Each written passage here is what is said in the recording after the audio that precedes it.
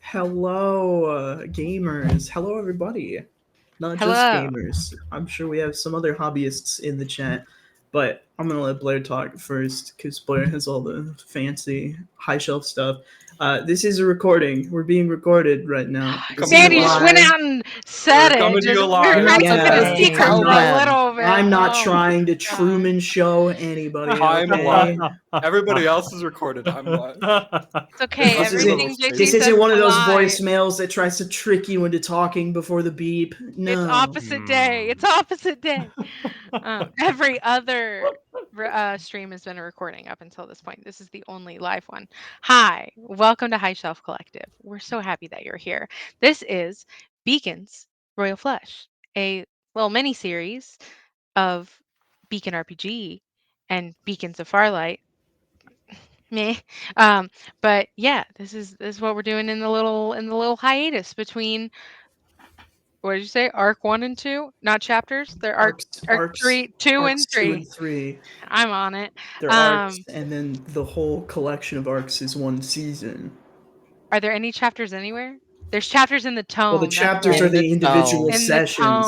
There tome. are chapters in the tomes too. Get your tome head merch. Tome heads. Yeah. So thank you so much for being here. D- uh, Let me just start with some announcements that we have going. I will say sorry if some of these are wrong, because like GT said that this is a recording, so we. But if today is Thursday, then tomorrow, Friday, we have the final episode of Cursed Curriculum, which is a Sigil and Shadow mini series that's been ran by Bobby of 2000 Tales. So it's the final episode of that. Will they find Mark? They've been looking for Mark, who is a PC that was there episode 1 and has been missing for 2 episodes. There was like an accident with a roommate that was bad. There's like a ghost. There's a like woman in black spirit that's somewhere. It's crazy. So you should definitely check out that final episode. It's been really cool. Then coming up in August, we have a bunch of one shots. If you're here during July, we had a bunch of one shots going. We have more. Oh my gosh, we have more in August. So on Monday, we'll have some Pathfinder 2E with James running that. So that should be really cool. I was about to say that this is the first time Pathfinder's been played on the channel, but it's not, because I think we've had some on during charity time. But I think it might be one of the first times in just a normal time. So that's fun. Come watch some Pathfinder. And then mm, mm, mm.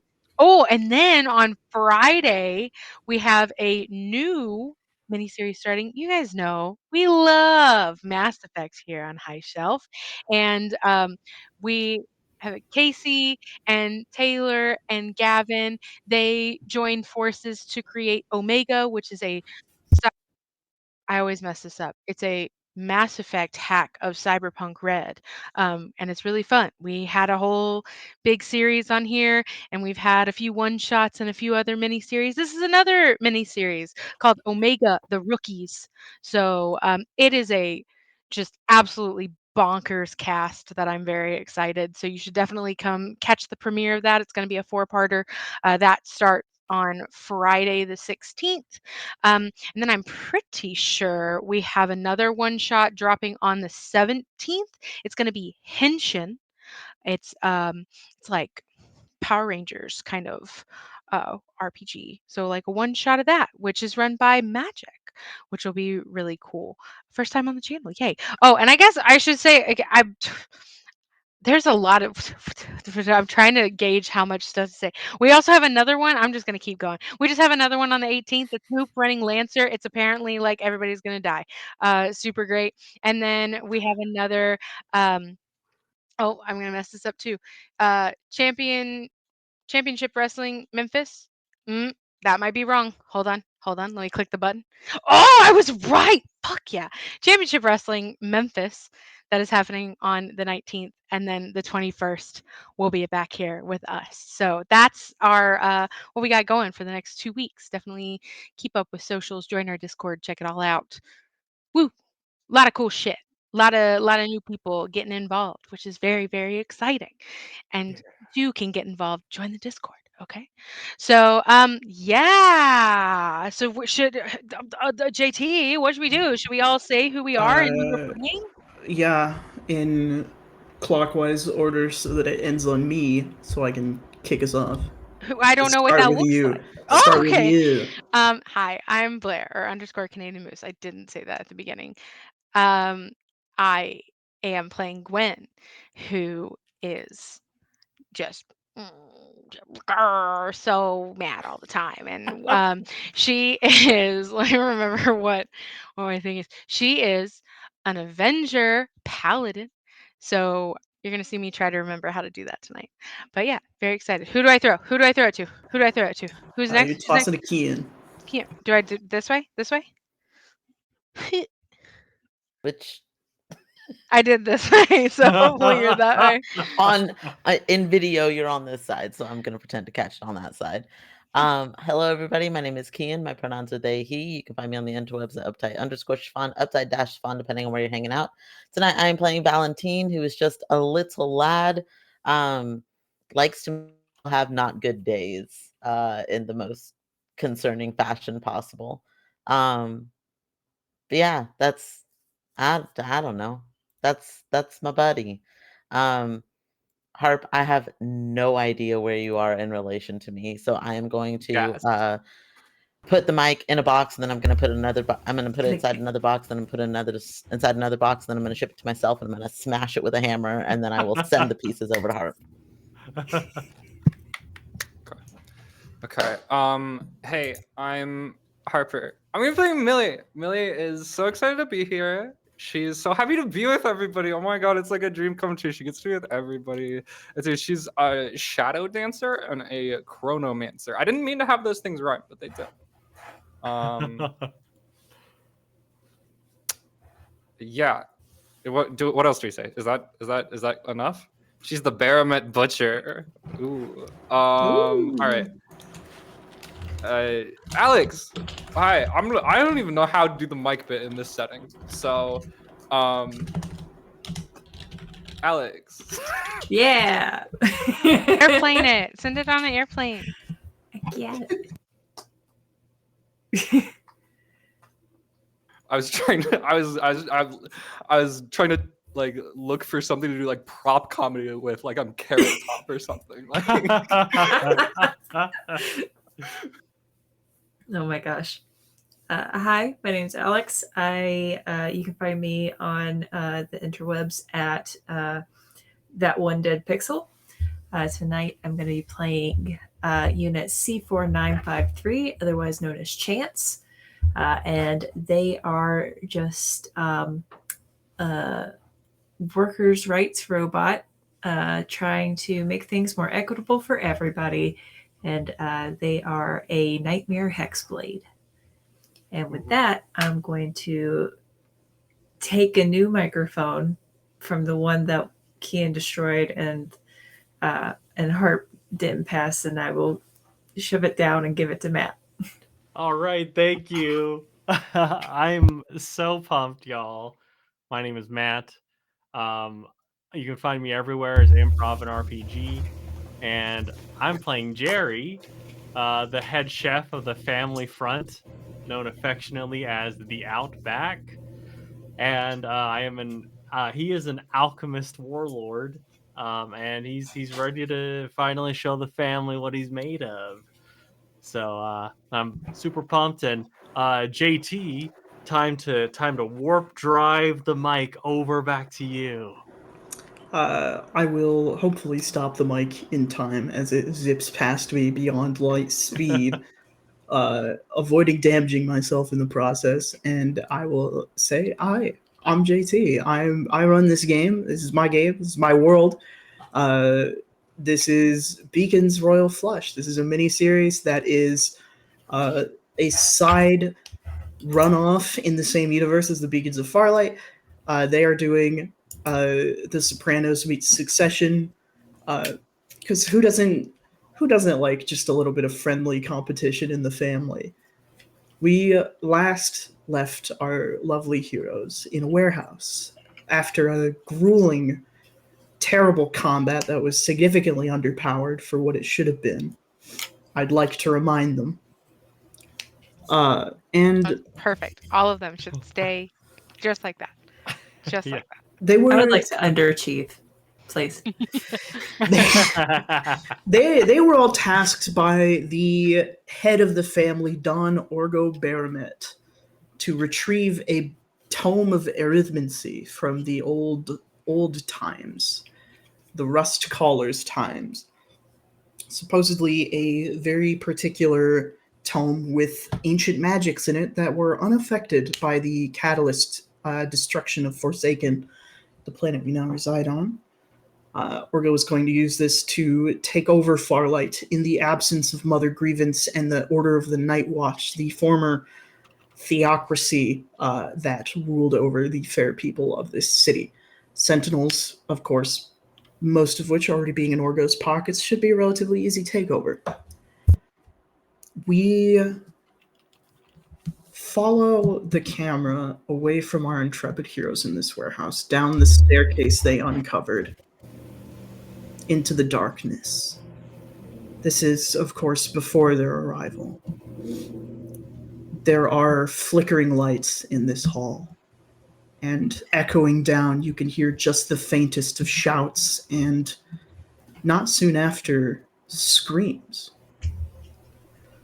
We hear a loud crack as a blunt object meets a skull, followed by a very slim figure cloaked in shadow, two curved blades with small blunt ends on them, lifts up what appears to be some sort of hard drive, a tome, as the people of Farlight understand them. We pan up from the tome to see his face. Both of his eyes have been replaced with two metal spikes, the flat ends taking the place of his eyes. He cracks his small smile and tucks the tome into his cloak, and he leaps away.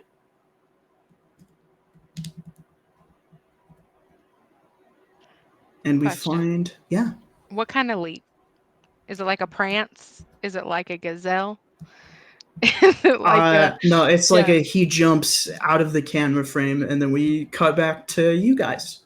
You have just uncovered this descending staircase into the bowels of this warehouse, and presumably even the bowels of Farlight. Not something many people are familiar with or aware of, but being criminals, you guys would surely be aware of all the secret routes you could take, as a lot of Farlight is constructed on these repurposed old research facilities that the Rust Callers use to study their science and build their ship. Chunks of these facilities were taken and used as the foundation of Farlight, and they've made this almost maze-like series of hallways where once you've mapped it out, even still, if something goes wrong or if a surge of electricity hits any of the doors, the maze can change. None of you have ever been to this particular point in the underthing of this city, but as you guys descend, you note the lights almost sort of follow you. Each step that you take down, a new stair lights up in front of you to sort of show you the way. And eventually you guys come to a larger, emptier opening. The lights are dim. There is the normal sign of wear and tear, the usual that you would expect a sort of ragamuffin gang to leave behind. It's become almost a lounging area to them, but there's nobody here. And that is the scene I will set you loose upon. Ooh, nobody ever really hits back like that. It's, wow. Do you guys do this a lot? Oh my god, you guys took it like it's nothing. I just got shot in the shoulder. Are you okay? I mean, yeah, I'll be fine, but like, but like that kind of scared me. I'm not gonna lie to you. Well, I Think- do have something to take the edge off if you need it. Is that true? No. Do you?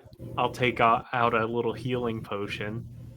Oh my god, you're so nice. Can I have that? Yeah, absolutely. Oh my god, thank you. It's my special blend. Wow. Oh my god, that's so cool. Thank you. I'll save this for when I need it. Sounds good. JT, is the roll 20 the level that we're on? You're muted. You're muted. No, that is still the warehouse level. Okay. I got distracted adjusting my mic. Can you describe this space one more time really quickly? Essentially, it looks like a lounging area.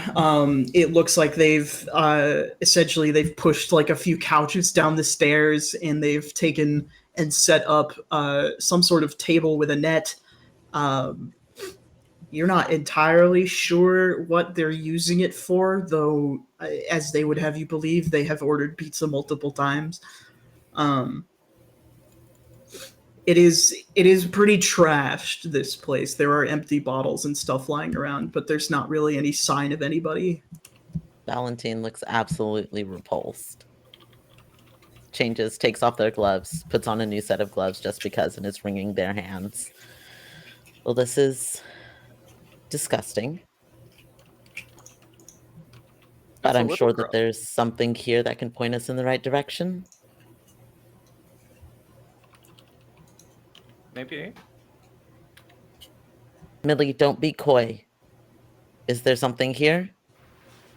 I don't know. I just got here. We all walked in together. You said there's a net on the table? Yeah. I'm gonna go move that net. Why the fuck is that there? You remove the net. You pull it off of the two posts. You see, now that you've removed the net, there are just two posts on either side of the short end of the table, and they're attached to the table. You can't remove them, but the net is no longer there. I'm gonna look at the post. Is there a button? Is there any sort of way that I might interact with it? Not that you can necessarily see. I will say this: the net on either end has two pole-shaped holes in it that you could sort of slide the net back onto. I suppose. I'm gonna do that. Right. You replace the net on the table, on the two posts.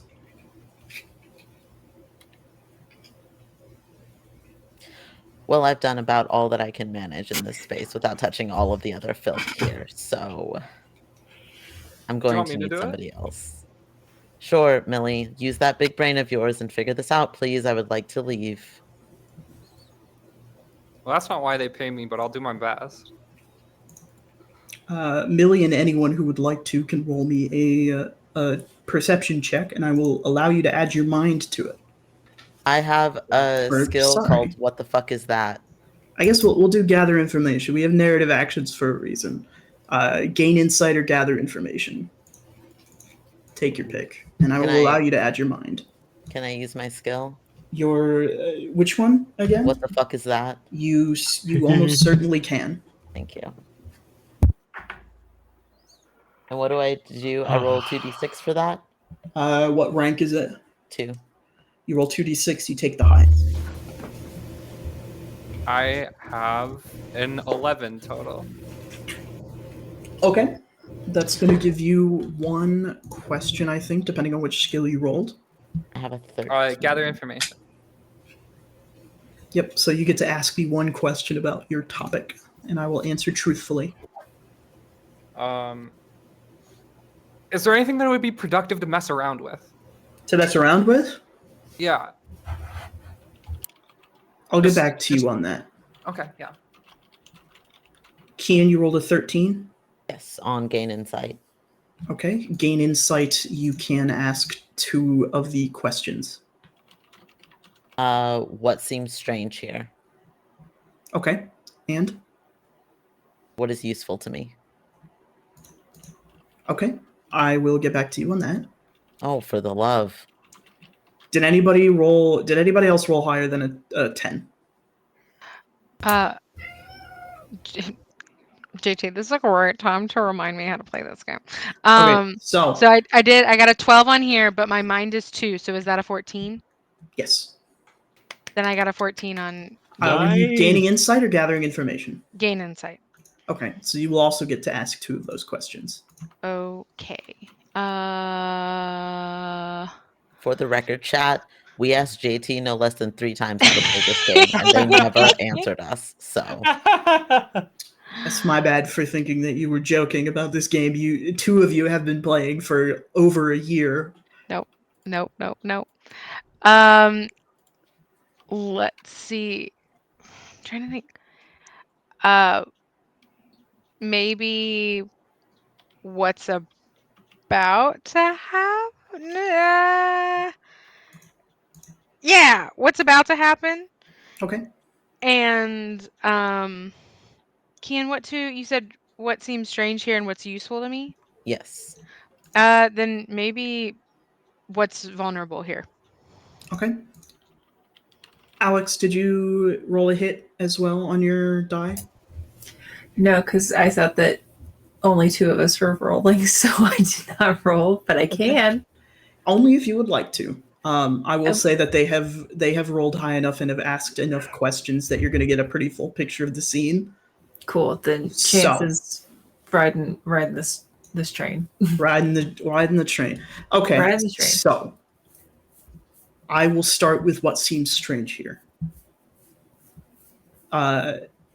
Valentine, as you look around, denoting all of the disgusting things, you notice 2 things that are strange. 1, there are coasters under the glasses that have stuff in them. And 2, the glasses that have stuff in them have fresh ice in them. What is about to happen? Nothing necessarily, but what happened recently is it seems like whoever was here recently and vacated. What is valuable to you, Valentine? You spot on one of the arms of the chairs a badge, essentially. It is an old rust color badge. It is in a language you do not understand, but I think that Valentine would know enough to recognize a magnetic strip on that badge.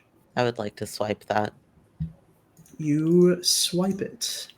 And then, Blair, what was your other question? What is vulnerable here? Or what is safe or vulnerable here? What is safe? The stairs are safe. You know the stairs are safe. Outside of that, you don't know what's out there. Whatever's in the rest of this effective under thing of Farlight, it could be anything to your knowledge, just based on what Gwyneth knows and has seen. And Harper, your question was... Is there anything that would be productive to mess around with? Yeah, there's an exit. There's a sort of set of double doors with a panel with a card reader on it. It is the only way out aside from the stairs. Does anybody have a card? No? Valentine Oh. will hold up. Can I have that? You absolutely can. Okay. And is going to walk over and grab the card from Valentine. And is going to walk over to the door. Okay. So actually, wait. Let's have a quick chat first. Everybody, let's just gather around here real quick. Team huddle. Yeah. I'm making a very pointed note. Does Gwyn join? So we just kind of like walked in. If Gwen is, I think Gwen's pacing like the outside of the room.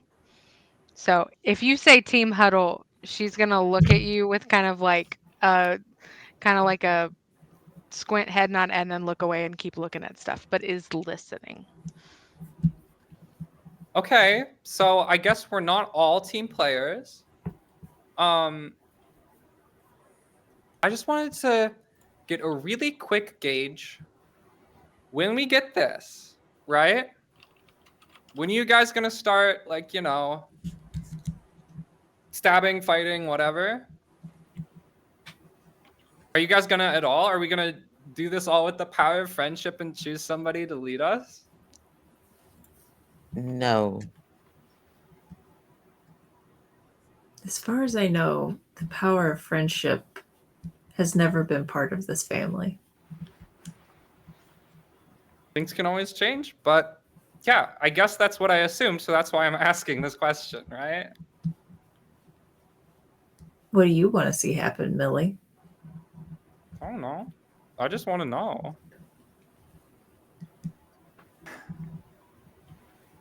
Well, let's listen. I can tell that the vibes are a little harsh right now, and that's fine. It's like, a tense environment, right? But let's see. So you kind of have like a bunch of people, like, we're here for different reasons, right? Valentine and I are like very similar in the way that we do one thing really, really well, right? We're like a specialty tool, right? Like a wrench that only works for like something. I don't know. I don't use wrenches. But then it's like Chance and Jerry are more like all around. They do like they have their thing, but it's like they do a lot like within that, right? Does that make sense? And then there's Gwen.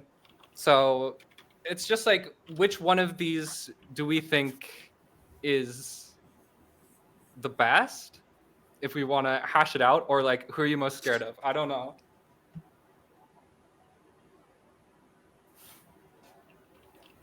And the point of Valentine- this is what? Sorry. You're good. Point of it is to prepare us to, I don't know. I'm trying to give everybody a little advantage here, but it's whatever. It's fine. We don't have to talk if you don't want to. It's just, I want to know who's gonna be the next. I don't know, leader, person, head, something. Yeah, you had it right. I don't want to. And Gwen's gonna turn around and try to fiddle with something, but obviously not because I did a roll for that already. Is gaining the insight over to the opposite direction. Gwen, you look a little lost. Just looking. Nobody will Unlike lead some you around, I guess. Sorry, Valentine, you were saying something? Valentine, when Millie asked who they think is the most powerful, eyes quickly glanced over to Gwen and came back. Ooh. Chance is still looking like dead on at Millie, and will just like raise their arm real quick, like they're supposed to be called on in this circle. What's up, Chance? I will say that I am doing this not for personal gain, but just to make sure that all of the workers get treated fairly in the next negotiation rounds. We've had great success in getting our shift times standardized for the floor machines, but there's still a lot of work to do, and that is why I am here.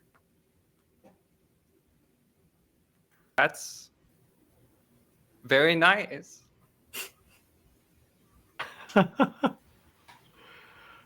Jerry will chime in and say, if the rest of this is going to be anything like what went on upstairs, I think that those of us who are qualified will that will reveal itself to us, and anyone who can't cut it might be cut down. Hmm. Listen, I agree with this, and that's why I think that we should work together for a bit. But I just want to know when things are going to start getting messy. Millie, why do you want this seat? I never said I did I? So Maybe then I why just- are you here? Well, maybe I want to make sure one of you gets back without dying. Maybe I want to choose personally, get a say in who the next head is. Or maybe I do want it.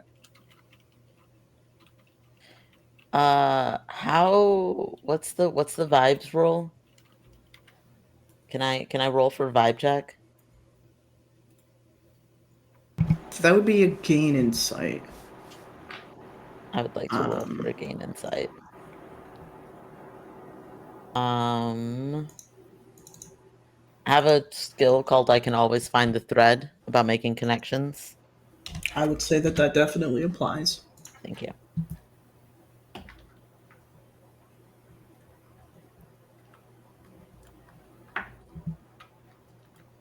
That's a 12.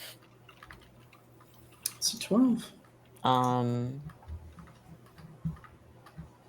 How can I get Millie to be honest? I will leave that up to her to spin that however she may. Ooh. You can either be honest with her, like to a degree like further than what she is, or you can make her really, really scared. Okay. There's either way. My other question is, the question is who or what is in charge here? JT, would you allow me to ask who Millie thinks is in charge here? I don't see why not. Okay. I don't know how to explain this out of character. Do it in character. In Oh, character, yeah. like Valentine asks Millie that. Yeah. So you're trying to tell me, Millie, out of the goodness of your heart, that you are here to make sure that we get back alive? Which one of Well, us? yeah, I only need one of you to get back alive, really, and me, obviously, or just me, if it comes down to that. Yeah, I mean, listen, I think what I do will stay the same, right? I don't really need the whole seat with all the eyes on me. I know what I can do. And everybody else does too. Gwen does, but she couldn't deal with me when she wanted to, I don't think. Now it's too late. Cat's out of the bag. For someone Anyways. trying to be helpful, you're being awfully unhelpful, Millie. Okay. Let me not fuck around then, I guess.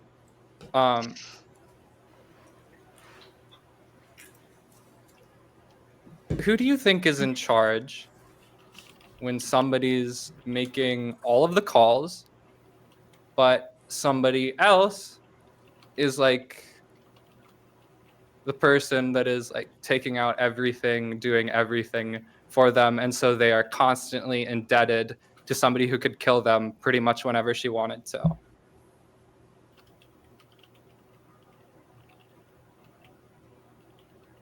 And that's a question that you guys can ask yourselves, whoever ends up getting this, right? Like, whose chair is that, really?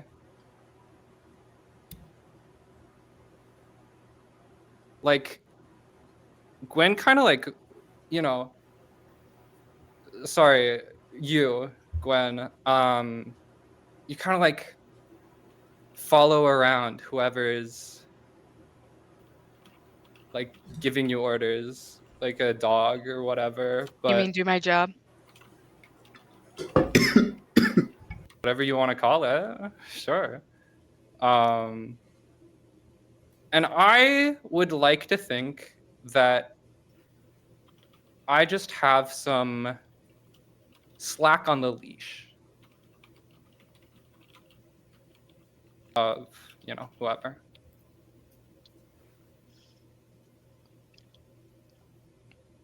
And your goal is to keep that slack on the leash. Yeah. I'll tighten it if I have to. Valentine is going to gesture to Millie's shoulder where she has just been shot and gesture to the doctor's bag.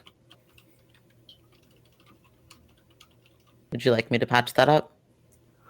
Oh, No, I think I'll be fine. I have this potion Jerry gave me if I need it. Valentine Thank will open the bag and pull out gauze and place it in front of Millie. You're getting blood everywhere, dear. And we'll close the bag and step back. Thank you. For as much as we're not alike, we see eye to eye, I think. Well, like you said, we're both tools good for one thing. Mm-hmm. Like Millie, I would very much like to be able to keep doing that thing, so...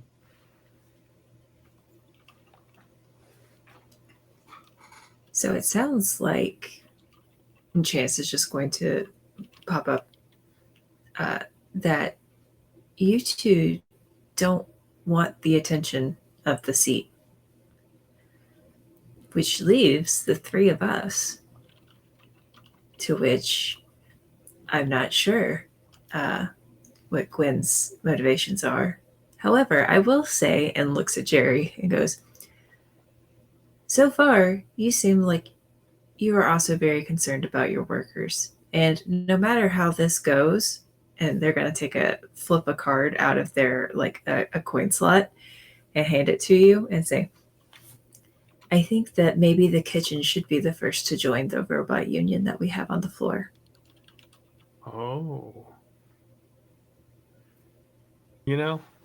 I think I'd be on board with that. I want my people to be treated well too. So. Chance is going to nod and say, then we also see eye to eye. Jerry, what are your general feelings on murder?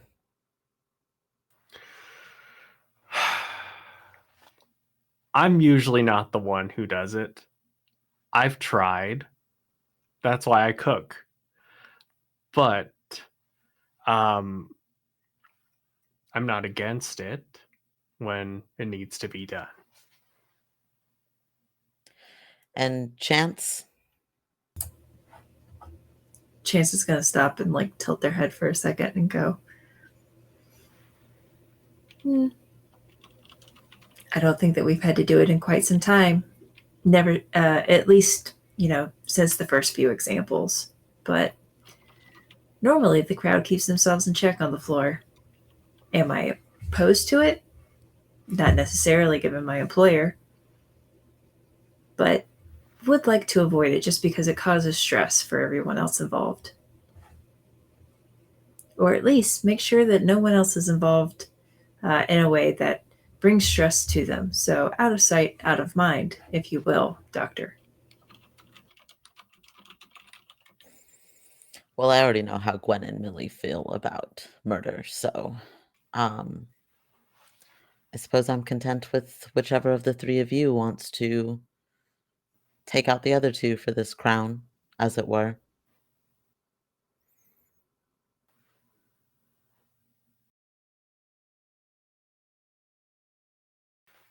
If we survive. Oh, wouldn't it suck if we're the only two to survive, Valentine? Well, as long as I'd you let do you what do it. you do, I can keep doing what I do, so... Oh. We'll figure it out if it gets there. Yeah. What if we just gave it to the secretary? What if we just did that? Could we do that? I guess we'd call the shots then. I don't know. Are you talking about the person who brings me the bodies? Yeah, and the person who tells me who to kill. The accountant. Oh, the accountant. Whoops. I'm sorry.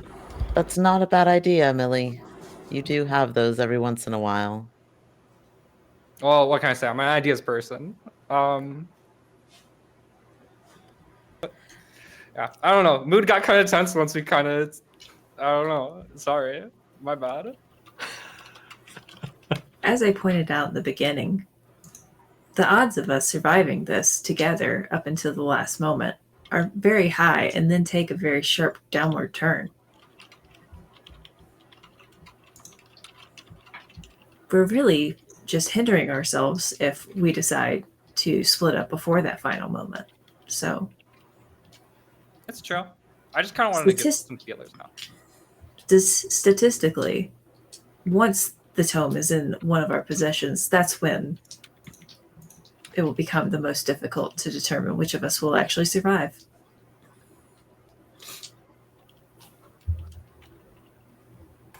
Well, all we can do is get to that moment as quick as possible, right?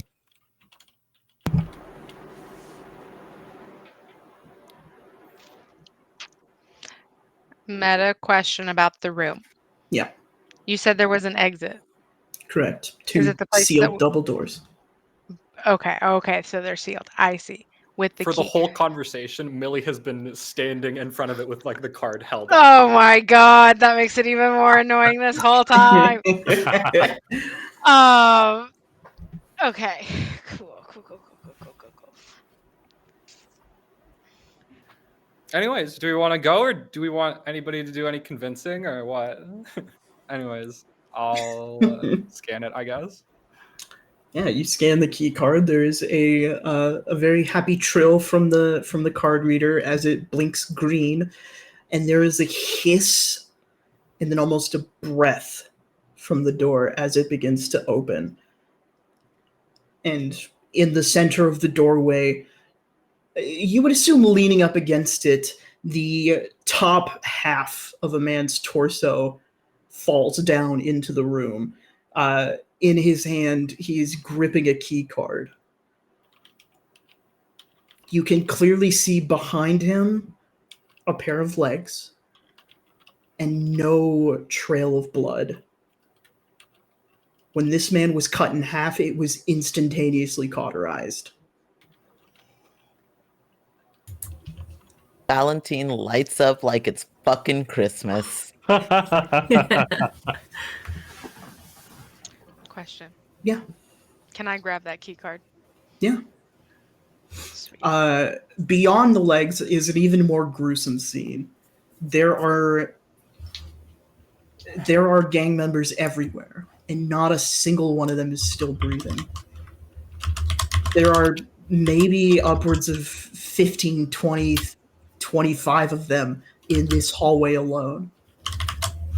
Someone has written on the wall in blood, not from their wounds, from something else, "Just run," on the wall.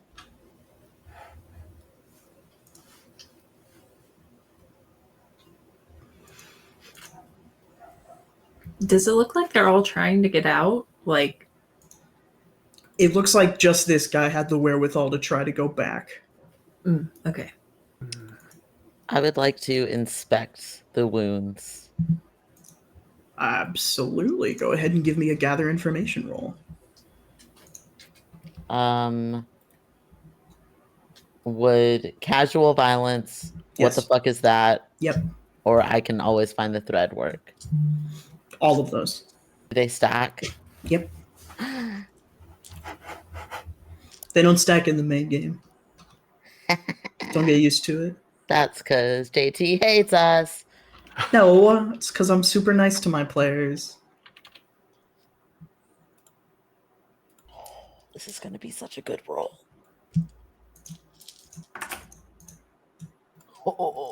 That's going to be 12 25. All right, you get to ask me 2 questions. Okay, this was gather information.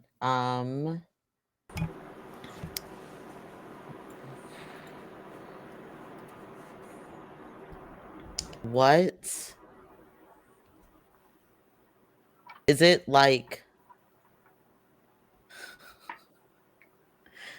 Is it like a lightsaber? Nope. Okay. How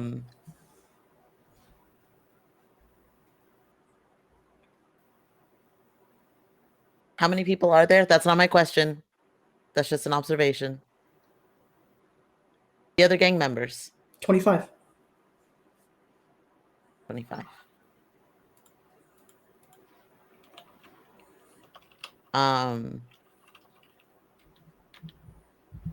What? Fuck. It's not a question.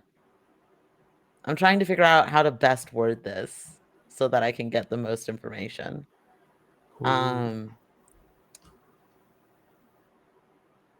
Do I see what could have caused this wound? Are you asking if you see the murder weapon? We have lost. Oh. I'm not convinced it was a weapon. But yes. I'm asking if I can see what did this.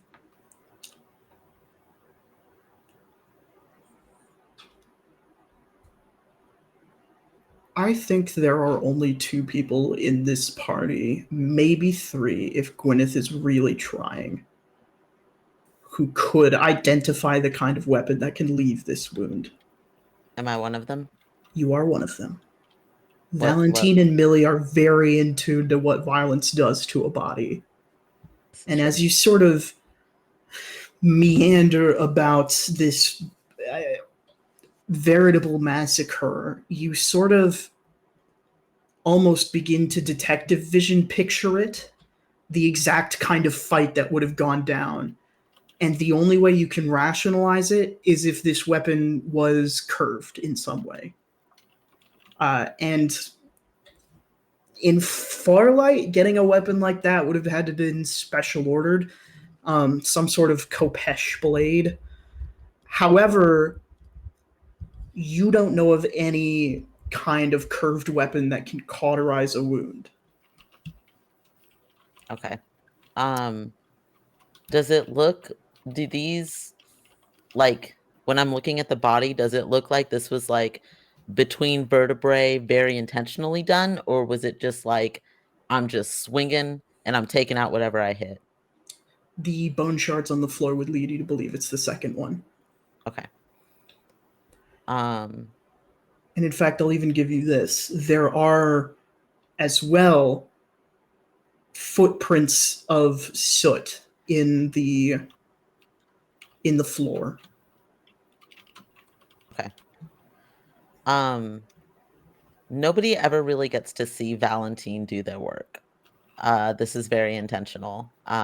Because as germ cautious as Valentine is, it is very hard to do so when somebody is actively bleeding, which is often the case. Valentine is often working with somebody who is still alive.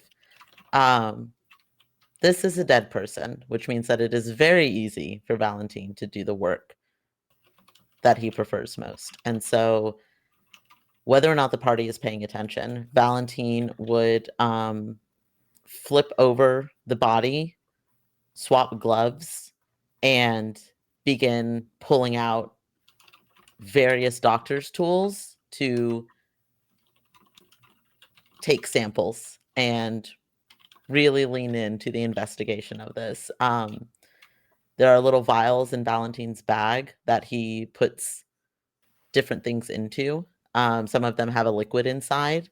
I'm trying to do this with as minimal gruesomeness as possible. But the entire time, Valentine is grinning ear to ear. This is truly just somebody in their passion having the time of their lives. Now, I have a question for the rest of your party real quick. Do any of you follow them in? Millie Yes. never gets to see this, so she's just like watching over his shoulder. Okay. Then I need everybody to go ahead and make me an agility roll. An agility save. Sorry. As Valentine, you move into this room, and in your focused stupor, you just hear a slight tug as 2 pins get pulled out of grenades that were embedded into the wall. Fucking Oh my- knew it. I fucking knew it. Always should check for traps. As long as everyone thinks I know what I'm doing, everything will be fine. I don't know. I'm not going to give any background points because I really am focused on my research right now. That's a 17 for Valentine. Okay. It's a 22 for chance. Okay. I'm trying to pitch a skill, but it's an 18 for me, regardless, without a skill. But Okay. it's fine. 19 for Jerry. What skill? I was thinking either Silent Assassin, but that's like a little bit off, or I already did this, just being like, oh, I've done this a million times and chucking that away or whatever. Okay. But you don't have to give me either. I get it. I think the reaction time needed for both of those is not something you would have in the moments before. Gwyneth? 15. 15. Okay. All of you passed. You're only going to take 2 points of physical damage as these grenades detonate. You guys do get, and I hate to put it this way, just sprayed with a little blood because the bodies were sitting in front of those. Yes? Valentine puts himself between the body and the grenade. I'm going to have to call that a willing failure. That's fine. Okay, then you will take 4 points of physical damage. Ooh. As soon as the moment allows, I'm going to call the accountant to come and collect this sample. You pull out your telecommunications device, the special one that you have for the accountant, and you find that you are unable to reach him at this moment. This is the worst news you could have given me. Oh. Should have gotten that more expensive cell plan. Should have got the Wi-Fi password before we knocked them out.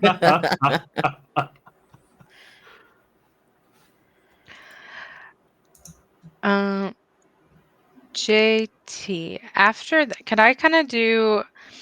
I kind of want to, instead of just like looking at one body, I kind of want to Mhm. look at the scene in general and just try to gather some information that way. Okay. And I want to use a skill, but I'm not sure which one would do. Basically, I'm looking to see if this is like a specific MO. Like if it's something like I've seen a scene like this before. So I have like These Streets Know Me and Holds a Grudge.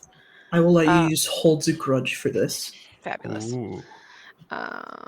Okay.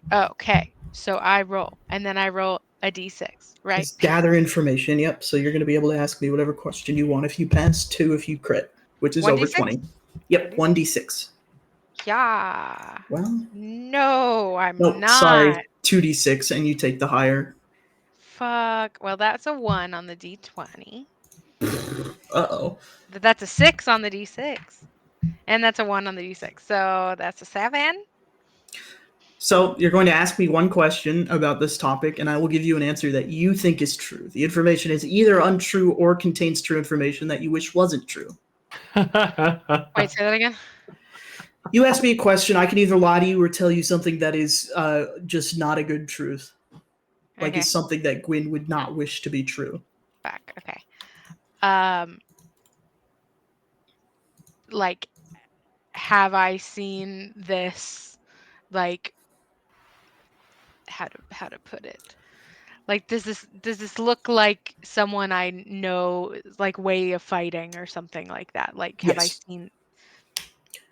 Yes, a very, very particular fighting style. This fight. In fact, you would almost begin to feel a burning sensation in one of your battle scars.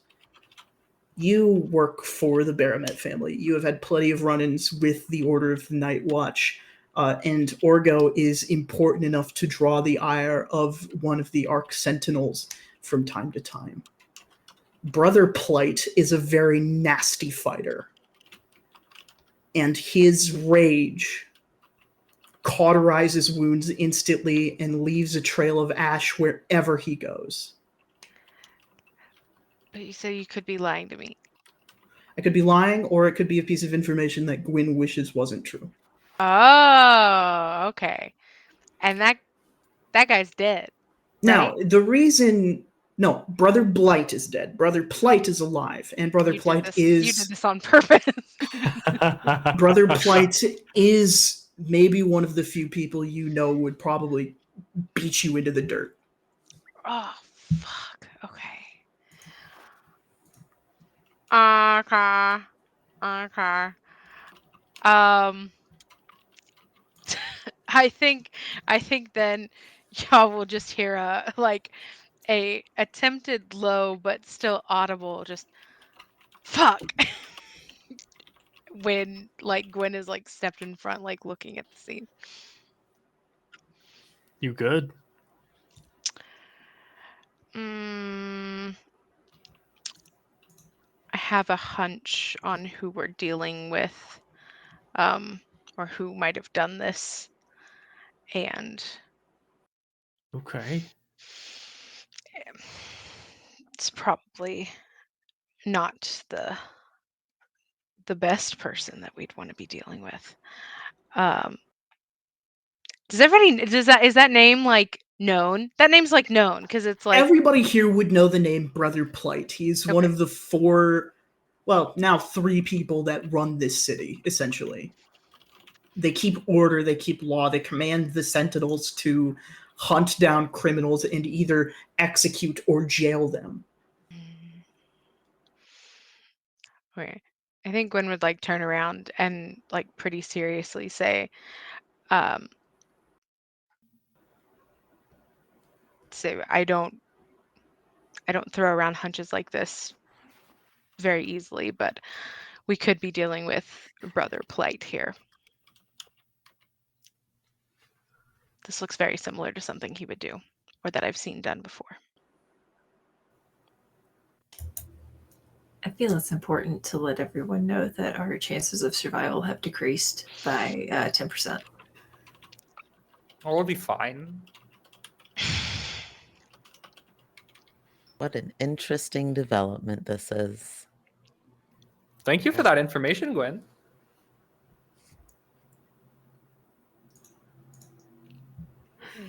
Gwen's jaw just gets extremely tight.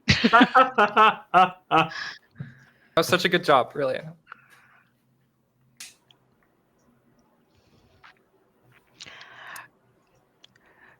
So, anyone have any special team working skills to deal with this? Certainly not. No, but I have a lot of normal ones to deal with it. Can we see if there's anything beyond the bodies? Is there does the room continue on, or does it seem like they were all just shipped in a closet? No, this is a pretty decently sized hallway. You can Okay. see that there's a clear turn about halfway down, and then it keeps going straight for forever. Okay. Chance is just going to go, well, I know that I'm not turning back. And it's going to look at everybody. And I'm going to go forward. And while it's not a roll to check for traps or anything, I do have the skill, Are You Feeling Lucky, Punk? And I'm feeling lucky. Okay, So, sure. What are you attempting to do? trying not to die. Okay, so you're sort of taking the lead. Yeah. All right. I'm going to go ahead. We're going to modify Move Unseen for this. Okay. Oh, And I will let you use are you feeling lucky? Okay. nice. So move unseen. Do I need to roll for that? Yes, you will roll and you will add a d6 to the roll. Oh, sweet. Okay.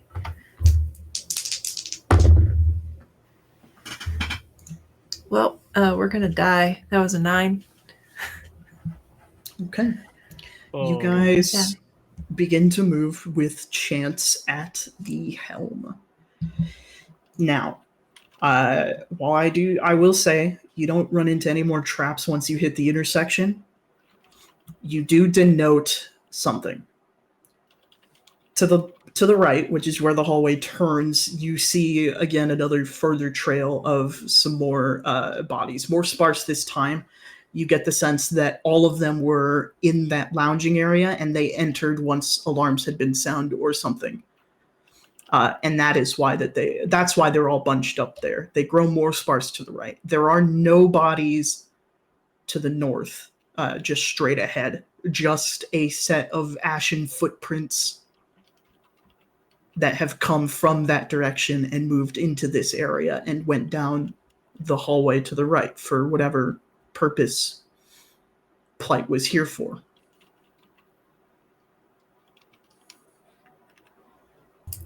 To clarify, does that mean that Plight are the footsteps of Plight going towards the initial, like where we were, to that room, or are Nope. they going towards where the folks were running after they heard the alarms?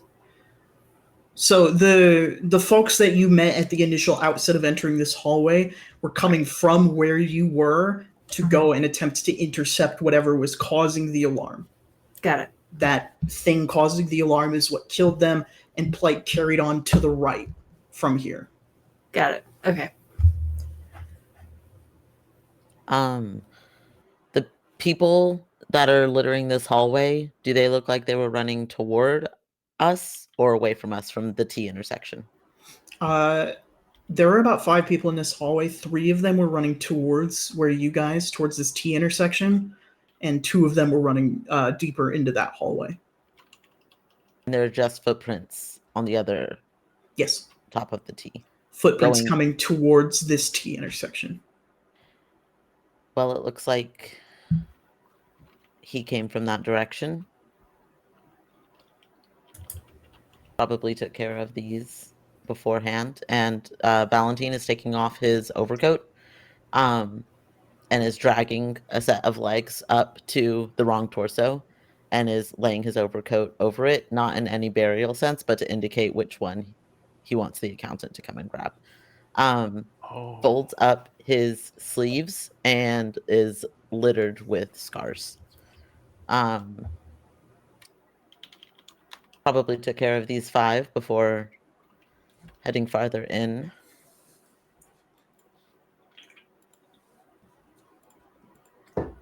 Do we think he found what he was looking for? If it's Or what could we're it be after. that is he still looking?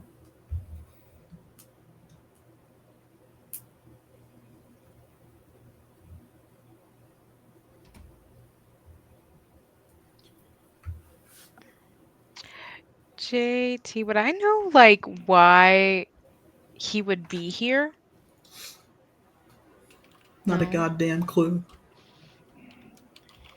Do any of these faces stand out as not belonging to who we expected to find here? Nope.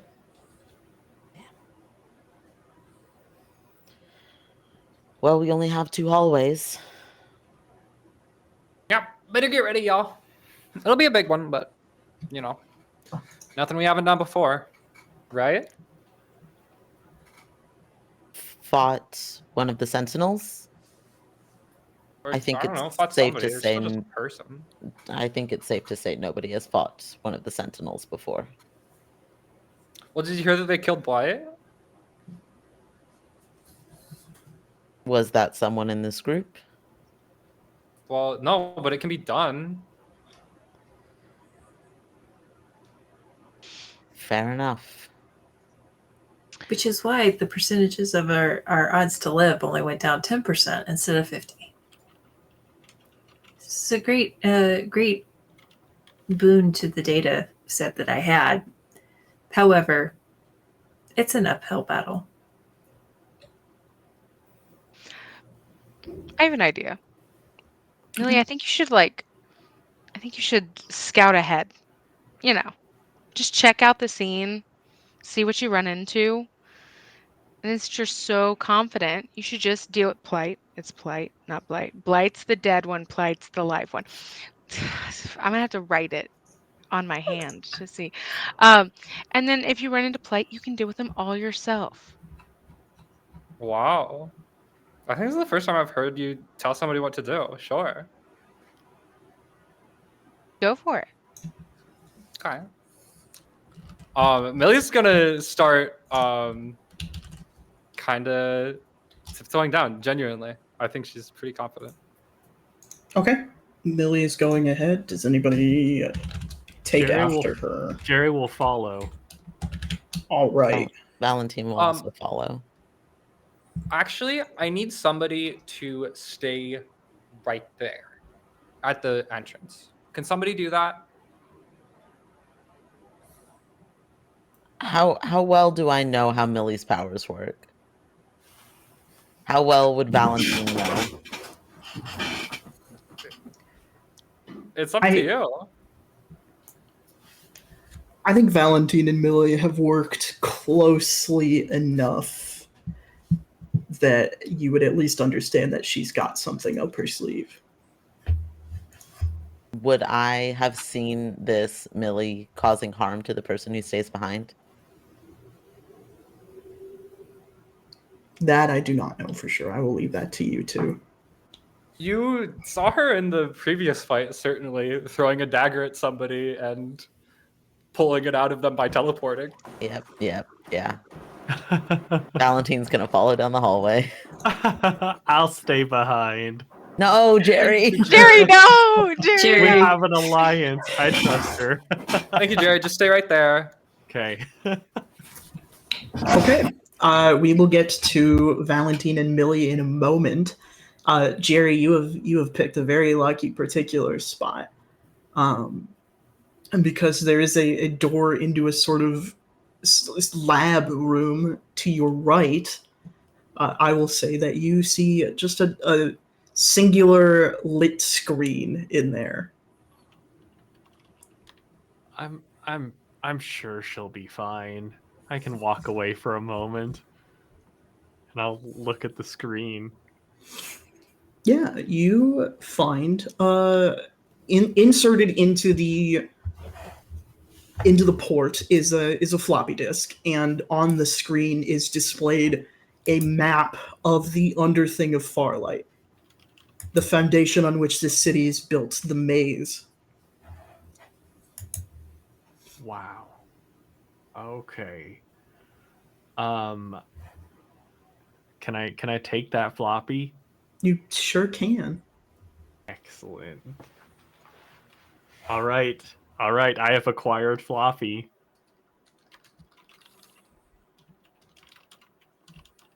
And then I'll go back to the intersection where All right. Millie wants me to stand. Millie and Valentine, what are you doing? How are you approaching this movement forward?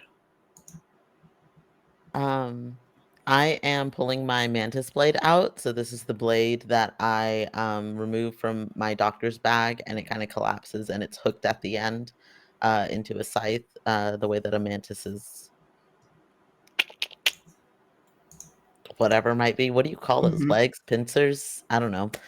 The way that the legs of a praying mantis would be.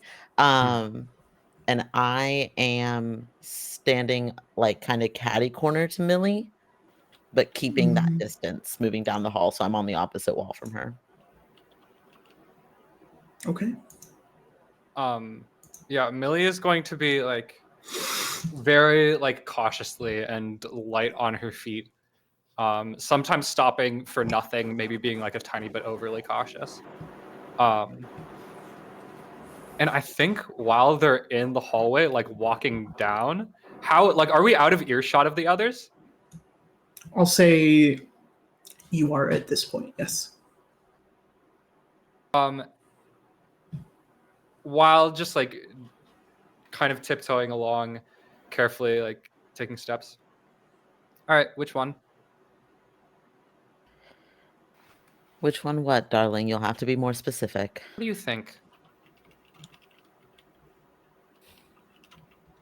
Millie, you and I are alike. It doesn't Sorry, what do you matter think? which one.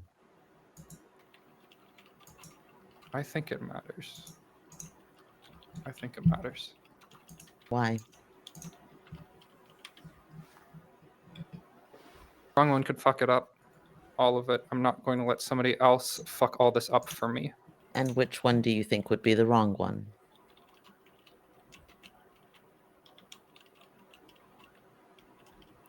She's gonna keep walking. Valentine pauses for a second and says, in Millie's direction, quietly enough, I think it's Gwen.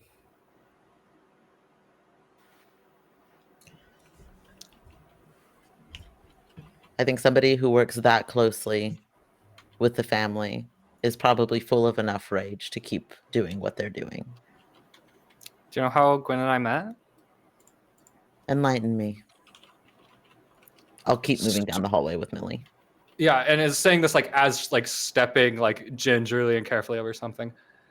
Millie. Yeah. Before you can answer that, I need you to answer me a No. question. Yep.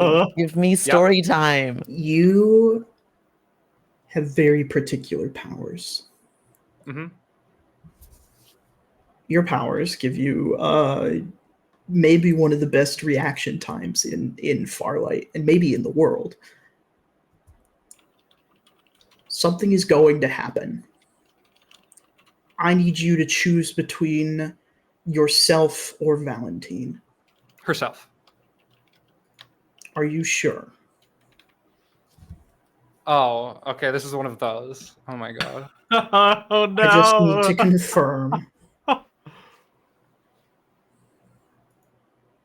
Is there any more context that I can have for the question? A trap is Lily about is going to go act off. in a self-serving way. A trap is about to go off. I think she is going to throw the dagger at Jerry. So you're choosing Valentine. Yeah. I Okay. think she would say, "Oh, get out." And I will roll let you dagger. know you do not even have time to do that. You can react Oh, shit. to serve yourself, but if you are picking Valentine in this moment, you are picking Valentine, and that is that. She would be. Okay. Valentine, I need you to roll me an agility save with 2 difficulty. It wasn't in the tray. I will allow you to avoid injuring Jerry, though, if you would like to. Okay. I mean, if it's not going to affect me like at all, she wouldn't. This will deeply affect you. Okay, then yeah. That is a 9. Okay.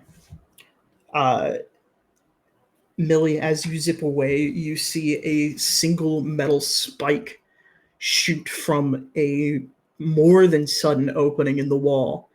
Valentine, you had a hand up. You were gesturing, asking Millie to tell you about how she and Gwyn met, and the spike hits your hand. Does it pin me to the wall? No, the spike shoots through your hand.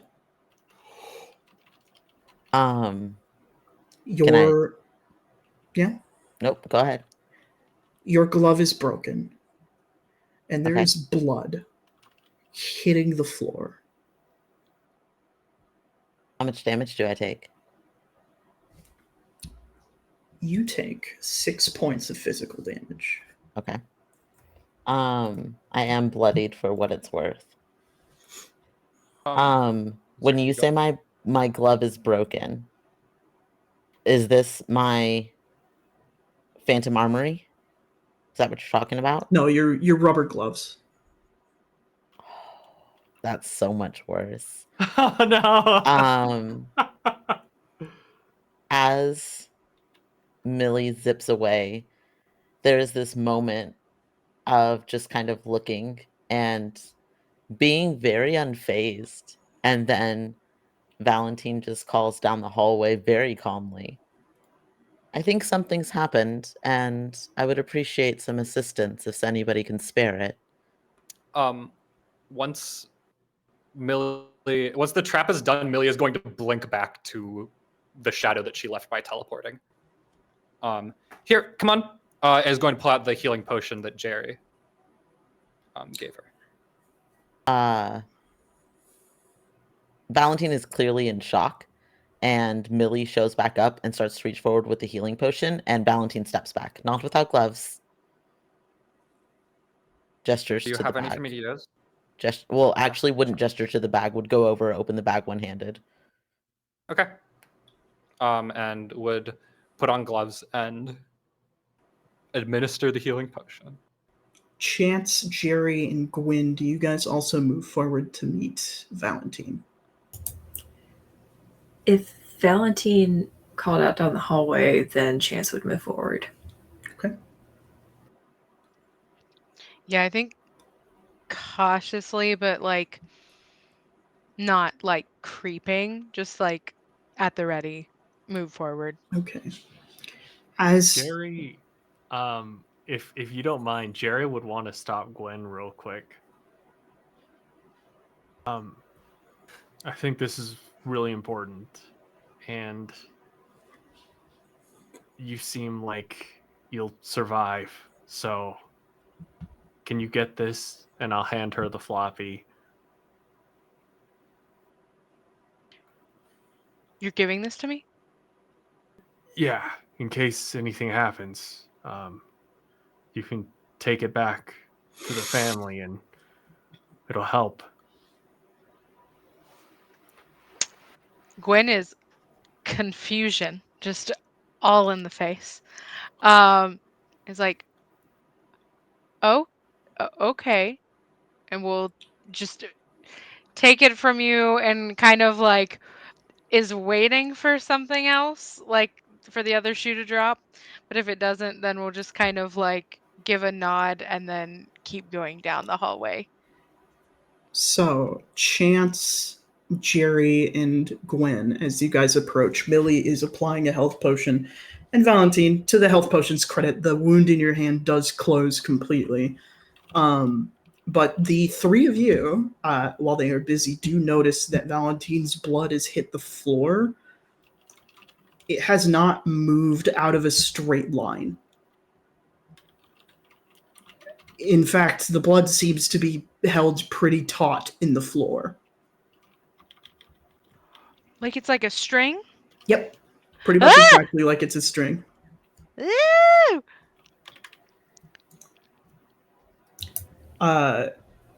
And I think maybe to the note of Chance, who is a machine and more capable of calculating this, that's more blood than a hand should have spilled, especially for as long as the wound was open.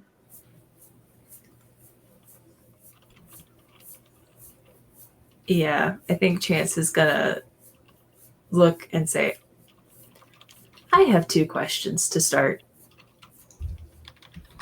The first, Millie, did you attack? Attack what? The doctor. Doctor? No. I gave them a healing potion. Valentine, can you confirm that you were not attacked by Millie? A spike flew out of the wall. Millie vanished. Question 2 then. Where's the blood coming from? That can't all be yours. It's not mathematically possible.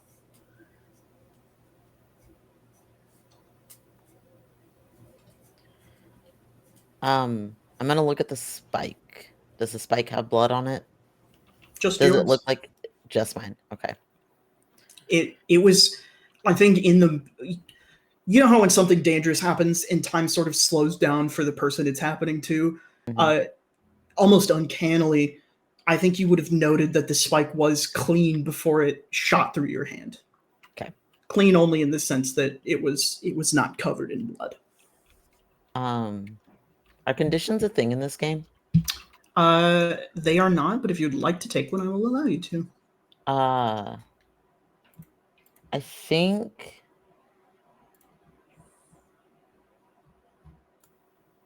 think I'm gonna take damage physical.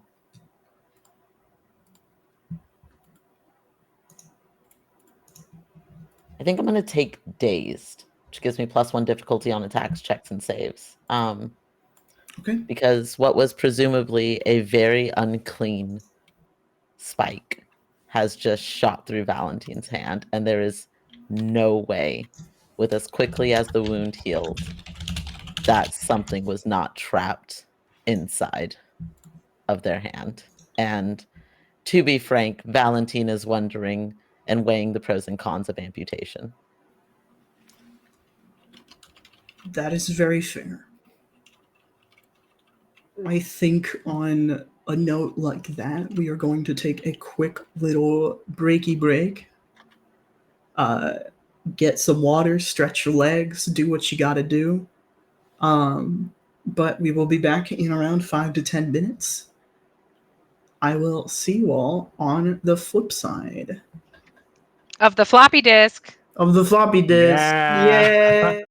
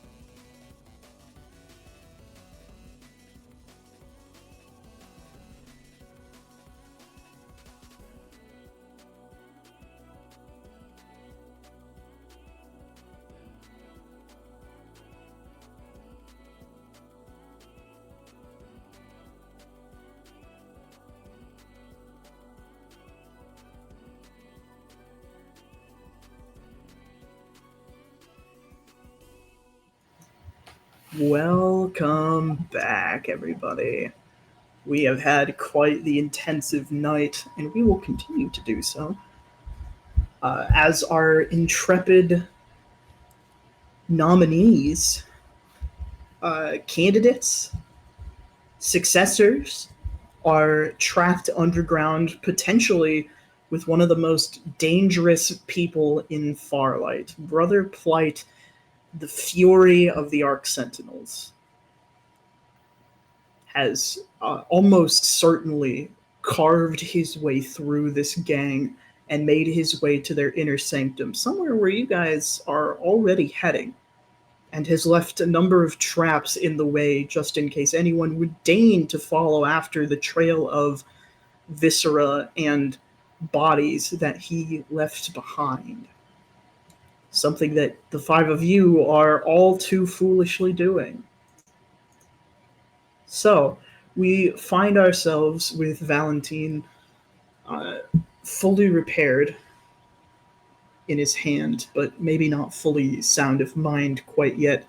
A new glove donned, and the rest of you have noted that there is a lot of blood on the floor in almost very strictly a perfectly straight line down both sides of the hallway now.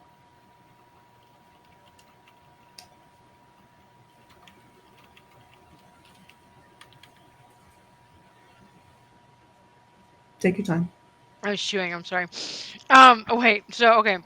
So it is like a string, but then also It's on the floor. It is a thin string of line of blood, essentially, that stretches ahead of you and behind you now. is it also connected to Valentine in the air? Nope. Oh, okay. Okay. It's just on the floor. Clarify. I also thought that. I thought it Yeah, was me just like too. a red like. I just- only is, think in 2D. I'm just like,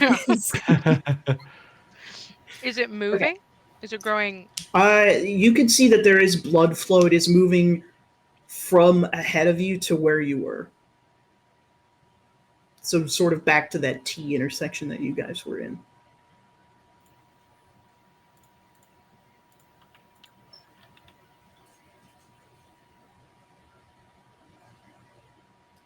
I don't see this, correct?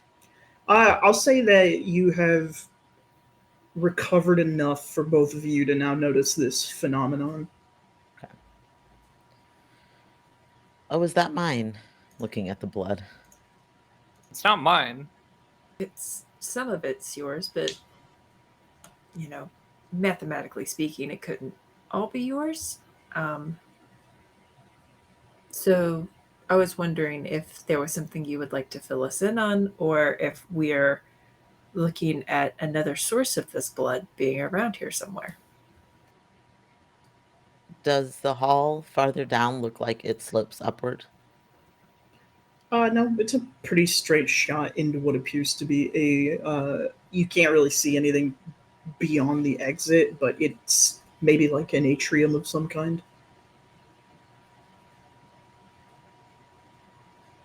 I have no context for why this much blood is here.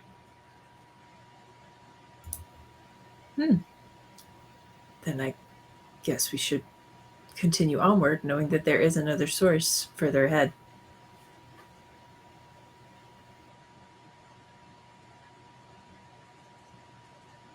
Is the blood in the blood and where we were going in the same direction, or one is going one way and the other was the other So way? you guys are heading deeper towards this atrium. The blood is flowing from this atrium towards you guys. Does it stop at us, or does No, it keep going it past keeps us? going. Perhaps we don't touch that line as we move forward.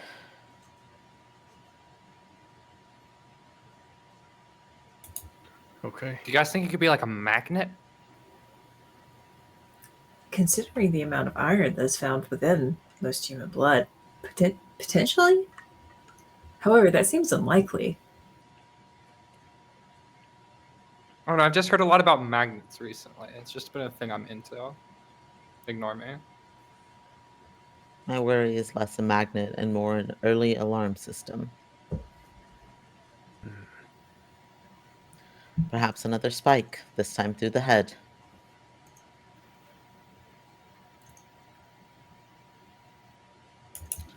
So do you want to keep going with just me at the front? No. Okay. What's the plan then? Valentine, do you feel well enough to continue? Of course. All healed. And you would see that there are 3 sets of gloves on the hand now, on the left hand.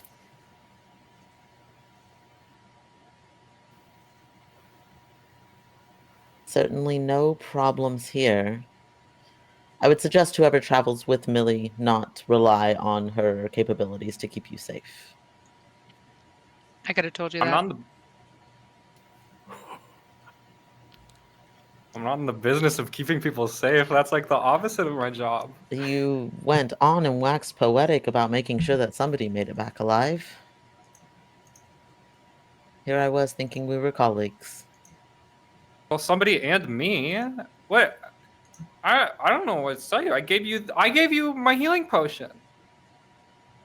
And quite the gift it was. It was. I could. Okay. Whatever.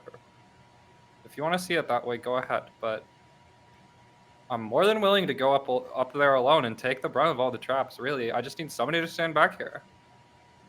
But thank you, Jared. By the way. Yeah, of course.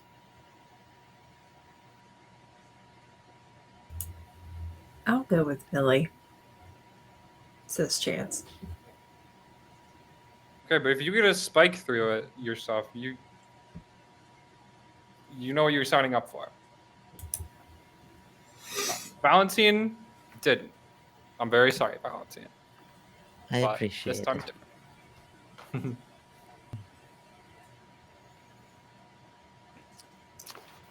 You forge onwards. Yes? If I have the chance, Valentine would pause by Gwen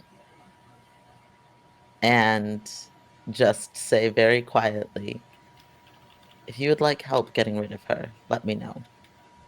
And then I will walk on. You all forge onward towards this atrium in the distance, and as you move forward, I would like for everyone to give me a mind save. Okay. Valentine, this is at a difficulty because of your dazed condition.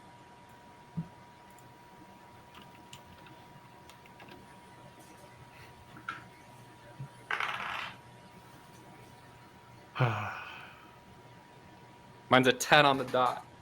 That's still a 16 for me, baby. Okay. 16. Um, yeah, never mind. I've got an 8. An 8. 5. 5. Oh no. And Chance, you got a 15?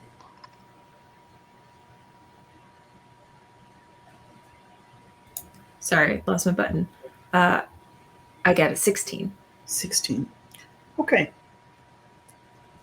I have 3 questions, one for each of the 3 failures, in order from Millie to Matt to Jerry to Gwen. Millie, who do you think is the most likely to fuck it up? Being the leader. Jerry.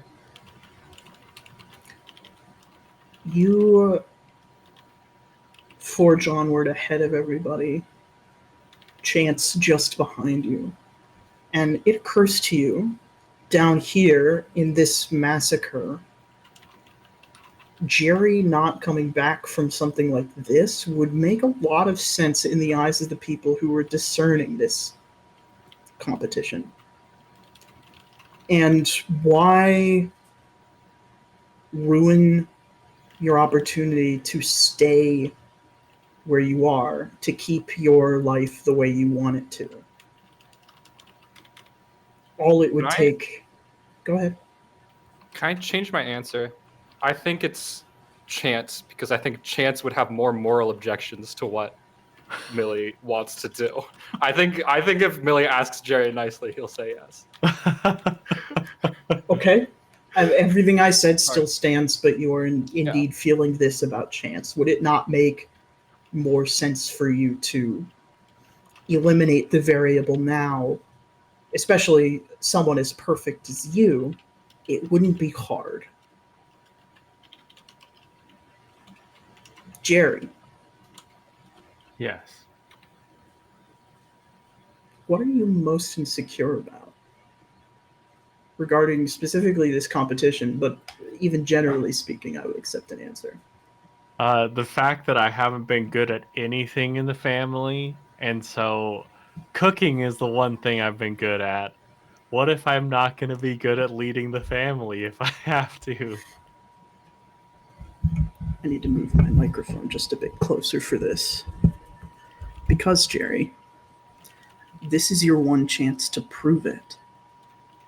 If you walk out of here with the Book of Arithmancy, by yourself, even, then dollars to donuts, you've proven that you can do something for the family, that you can lead the family. And you're getting pretty close now to the tome. So it might be time to start cutting the competition back at any opportunity you can. Gwen, what do you hate most in the world right now? Millie. Right now, Millie. Saw that coming. And you know that most people nearby, most people in your complement here do not find Millie that fondly anyway. So if you were to take action against Millie, if you were to take your opportunity, which the atrium might be, this would be your chance to do it, and you don't think that they would stand against you.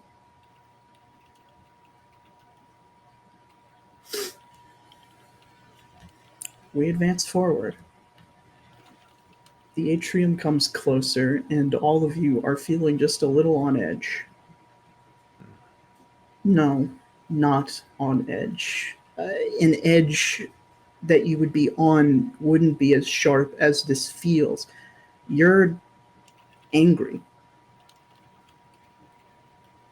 You're upset at something, and a few of you have found places to point that anger in arguably healthy or unhealthy ways. But you cross into this atrium. A central console sits in the middle of this domed room. Metal runs up the walls, and you can see on the floor this blood flowing through forms a sort of circle that meets up on the console table and sort of trickles upwards into the ceiling and forms another greater circle on the dome.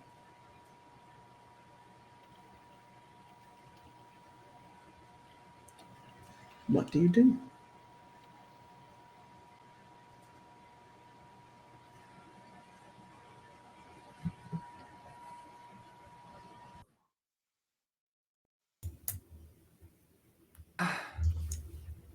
Well, any plans? I'm all out of ideas. I've done enough.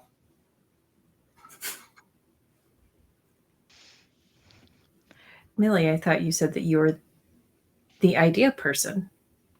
Well, yeah, sometimes, but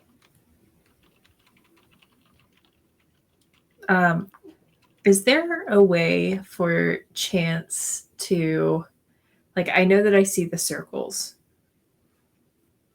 but I don't know. I want to basically do some kind of investigation to see if I can understand what they're trying to do. Yeah. Anyone who would like to can go ahead and make me a gather information roll. May I wager? What the fuck is that? You may. That will, I think, at the very least, cancel out your difficulty, if not give you an extra bit of juice to work with. May I stack on? I can always find the thread. Yes. The never rolled a Jerry, one. you can add an advantage to this. Can I? You can. I don't want to gather information. Can I try to move unseen? I would like to hear why before I say yes to that one. I'd like to go up to the console because I think that's where the tome is, and I want to grab the tome so I can prove myself to my family. This has all gone to shit so fast. Of course. I will allow you to do both. You may move unseen, but you may also, if you would like to, gather information with an advantage. I will allow you Okay. to do both, but move unseen first. Sweet. That's a 19 for Valentine. 19. 10. 10. Okay. Brickman. Just a 1. Not very lucky. I don't see anything. 7. A 7. And Millie, what did you get on your gather information? I'm number 1. You know. Team 1 in the front. So scouting Okay. ahead. I will say your bad position for this move unseen roll, Jerry, is just that it's very clear what you're doing. Like to everybody else. Okay. If you would also like to roll gather information, you may. Okay. 13.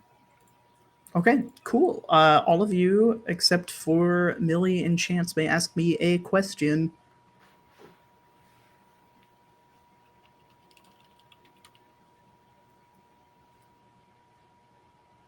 Anyone? Bueller? Can I ask a question before I ask my question? Nope. No, but just about like reiterating like what you already said. Well, that was your question. No. I'm joking. I'm joking. What? Okay. So you said big room, blood in circles on the floor, then comes up in the middle. Is that what you said? Yep. And I should also clarify there are 3 other doorways in this room, and each of them all have a stream of blood going out of them. Okay. So it's like little. It's like cabin in the woods, like fill in the blood on the floor, stuff like that. I've never seen Cabin in the Woods, so I can't answer that. I think you're right, Blair. Okay. Cool. And you said the floor is just circles? The floor is one big circle around the outside of the room, with Okay. lines going towards the center and then shooting up and covering the dome in another circle. Okay. I have my question if no one else wants to go. Do we see any sooty footprints in here? You do, absolutely. Where do they go? They go up to the console. They go down all 3 of the paths before you do indeed see the stopping point where Plight was standing last, but he is gone. There's nowhere else for him to have been. So they go up like console, up, back, stop. Down each of the corridors, and then they come back into this central atrium, and then they stop. That is not comfy. Cool. Bless you. Bless you again. Sneezes. I'm done. Jerry? I guess this might be a little bit more of a flavor thing. Okay. But will Orgo be proud of me if I grab this book? If the tome... I'd like to be clear. The tome is not actually a book. It's just a really big hard drive, and it looks like a big, heavy book.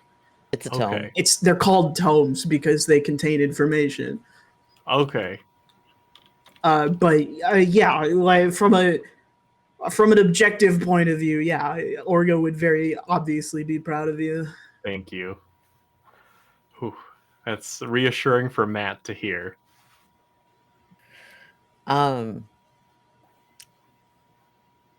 Can I tell where Brother Blight has gone? Brother Blight is Brother dead. Plight. Sorry, Brother Plight. Brother Plight? No. Okay. You can tell he has been in these halls and he has meandered them and slaughtered every life he could snuff out.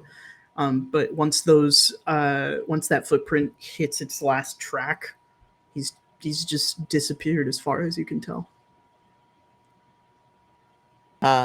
Is there a footprint nearby me? Yeah. I would like to gather some soot and throw it where those last set of footprints are. Okay. You do that. I'm so afraid right now. The soot moves through the air in that big puffy way that dust and various other sand-like fluids do, and it lands on the floor over the other footprints. Okay, thank God. All right, we're not dealing with an invisible man situation. I'm not that cruel. Can I get closer to the console? Yeah, you can join Jerry up there. Jerry, what are you doing to the console?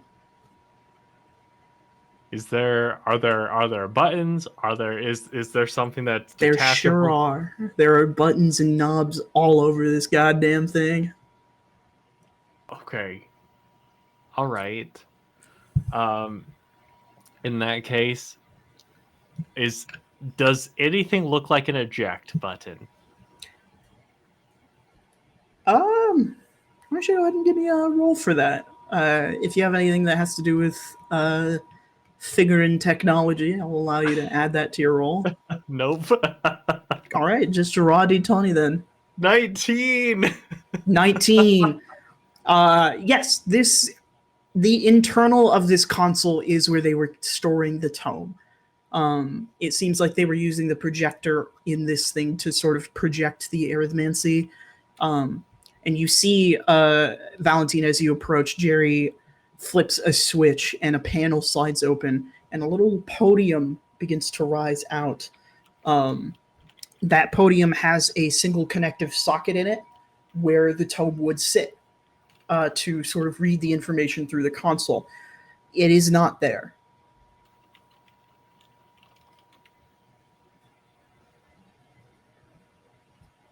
I'm just like clutching at the air, expecting like maybe I don't know, maybe I have to motion activate it. It's got to be here, right? Jerry, Valentine. going off on your own for the tome? I gotta bring it back. I gotta bring it back. I gotta do something, right? This is the most genuine anybody has heard Valentine sound, and Valentine just says, Jerry, you're an excellent cook. Oh, You're a thank you. phenomenal chef. You do that right every day. And you'll see Jerry just like his eyes glistening a little bit, and he says, "Thank you." Orgo never said that. Orgo is not a very good person. And neither am I, for the record. And I'm going to pull out my mantis blade and hold it up to Jerry's throat and say, as wonderful of a chef as you are, Jerry, you're not the one meant to lead this family. Keep that in mind. All right. And then I will tuck the blade back away and change out my gloves.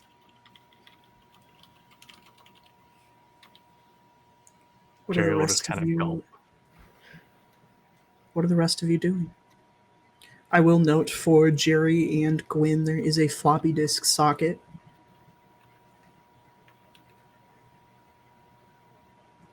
You don't have to use that information if you don't want to. I'm just presenting it to you to make sure that I've given you all the information that is available to you. You said we all got angry when we entered this room, right? Yes.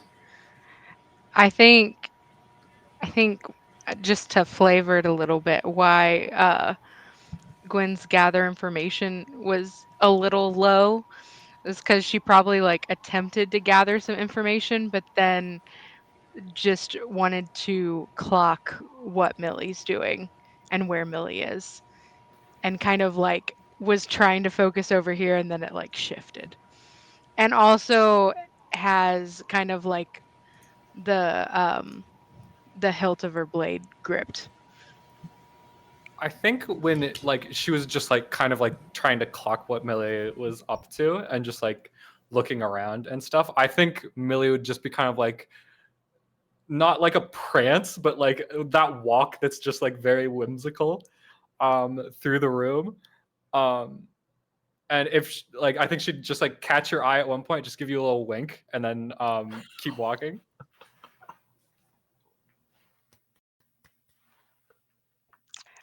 Gwen thinks strike one.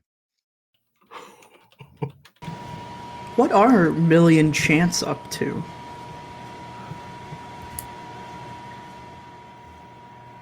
Well, I was trying to think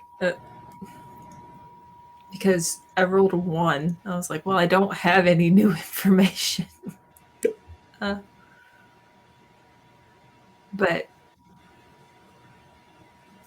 I think Chance would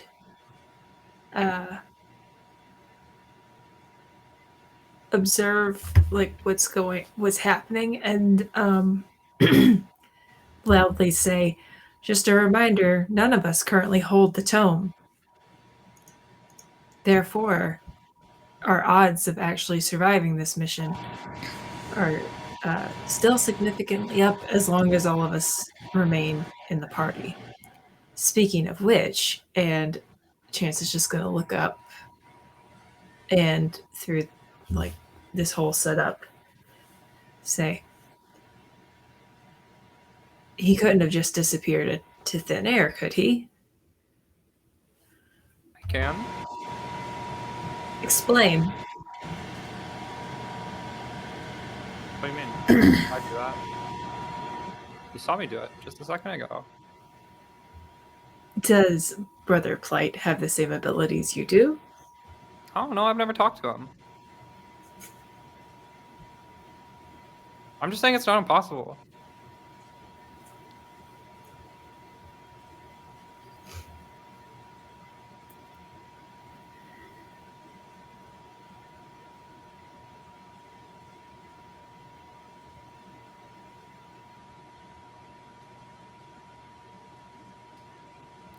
So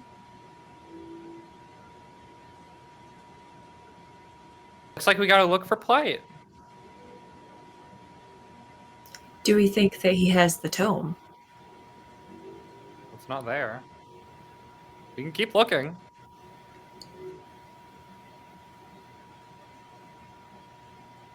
If you want. Can I look at the console and tell if anything was pushed last? Like, is there like a screen that shows You operation? can make me another gather information roll on the console specifically if you would like. If you have any skills to apply, I would like to hear them. I've got the if you feel lucky, but I don't know that luck has much to do with this other than I will say that your feeling lucky could not probably help you with this. that's fair. Let's see. Are we adding mind to this? I will say that you can do that, yes. Okay, that's a 15. All right, you can ask me one question. I'm assuming your question is what was pushed before you got here. Yeah. Last operation. You are a machine. You are, for all intents and purposes, a computer just like this. And so you can, to some extent, in some effect, interface with it maybe a little better than Jerry can. Jerry's an organic man, can't really connect to the computer, but you can see that the tome archive, which is what this little receptacle is called, was was accessed and the tome was removed, you can also see as a machine that there is a hidden file in there. A simple readme.txt file. I love a text file that says read me. You gonna have the read option to read it for yourself, or you can project it from the console. I'm going to project it from the console. Outstanding news. Before you is the visage of Brother Plight. Tucked under his arm is the tome, and at his hips are two curved Kapesh blades. This man is ghoulish in feature and stature. His face is deeply sunken. His cheeks and jaw are pretty much just bone at this point, and his cheekbones are maybe the sharpest features of his face, except for the two metal spikes going through his eyes. The flat plates are where his eyes would be, and there are two pointy ends coming out of the back of his skull.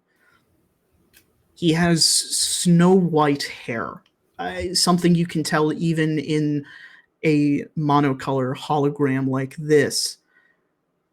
And he is very sickly, but I think at the very least, Millie and Gwyn can tell he is strong.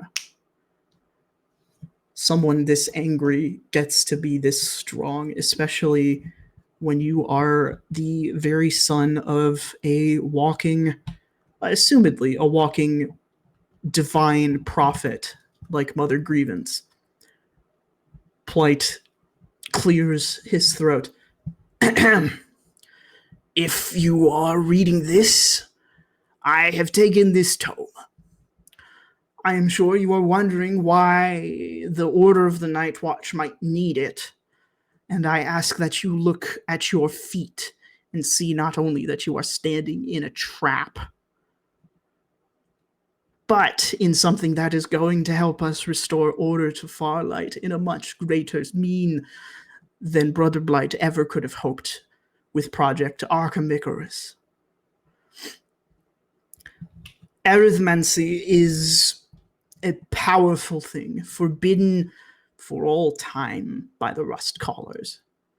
They do not know what we know, that the Night Watch is real and that Brother Blight will return to us this way. I suggest if you value your lives, you leave Farlight and you don't return. Otherwise, you might not see a very happy tomorrow. Consider this my omen to you for making it this far. If I catch you, or if you are here in the next 24 hours, your lives will be cut short. Quite frankly, that is just the matter of the subject. The Order of the Night Watch survives. And he does a little chest to the heart, or fist to the heart, and a full salute before the message goes blank.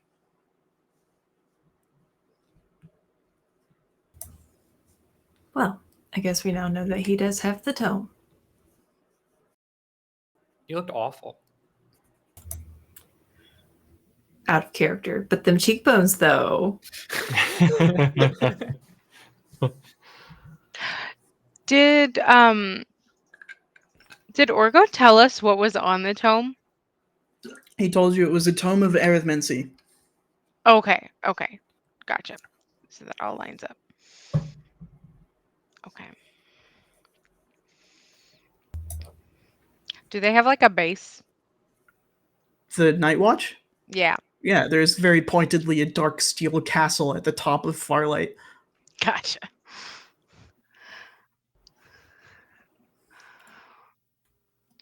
I imagine we should extricate ourselves carefully,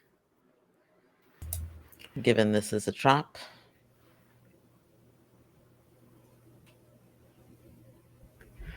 Yes, no arguments there. Do we think that afterwards, does he mean stay in Farlight as what's going to cause us to have to interface with him, or just staying here in this building? he made clear in the note to separate the instances of staying clear of him and leaving Farlight as two separate means of survival. One is a more immediate death than he implied. Well, we're gonna have to kill him. Agreed. No real way out of that.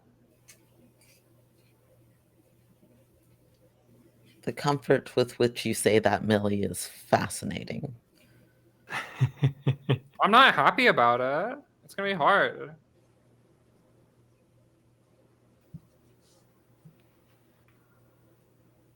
The logical position that Millie does present is quite factual.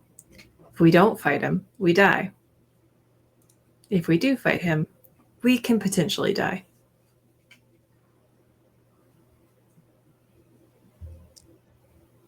That's good Sounds odds. like, yeah.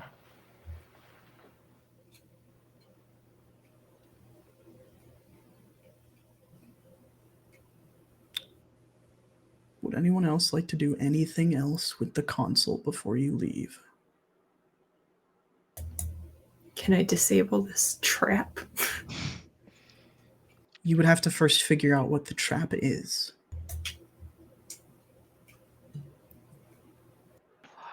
Can I help with that? Can I do another like similar roll to what I did earlier to try to pick up the MO? Like, is this something that his like usual like I just killed a bunch of people, a trap. Boom.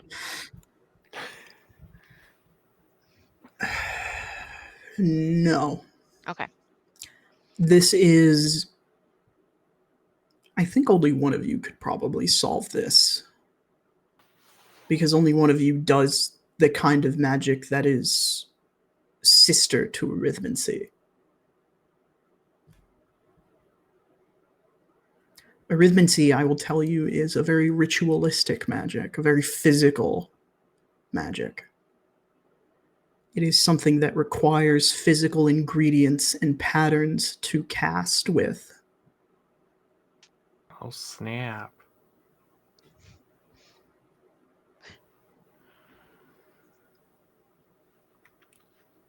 Can I try? You can. And perhaps I'd like to make a pitch for mise en place as a background skill. I will far- grant you mise en place as an Yes. advantage, yes. Let's go. Okay, let's see. There's I've a got- recipe on the floor. Yes. Okay, 18 plus 6, 24. Woo! That is a Let's critical go. hit, so I will speak it to you plainly. Sweet. The blood on the floor is acting strangely. Now, Jerry, you have seen a map of the underthing of Farlight. You know at this very moment, because of that floppy disk, which doors are open and which doors are closed. And I think you, above anyone, cooking and alchemizing with physical ingredients, would understand that this trap isn't just here. The city is the trap now. This blood is extending throughout the underthing to form a ritual circle. Hmm.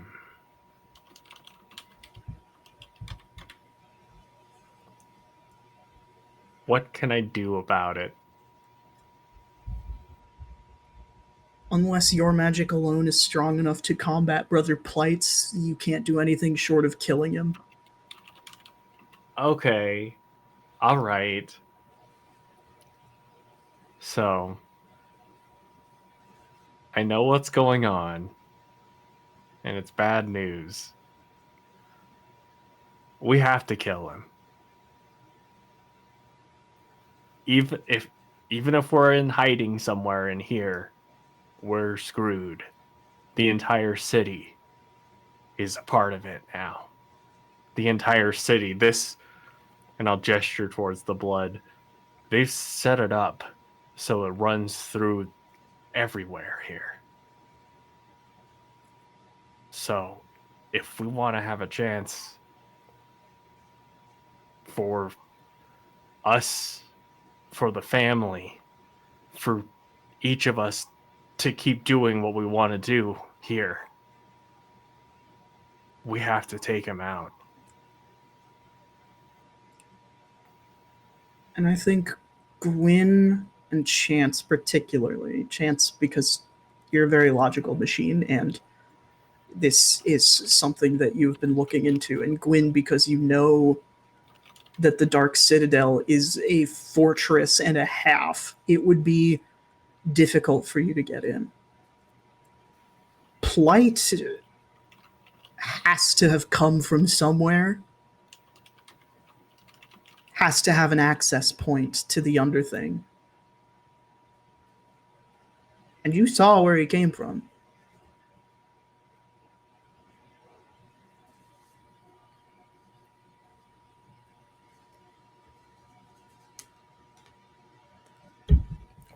Okay. Hi, buddy. Tater. I'm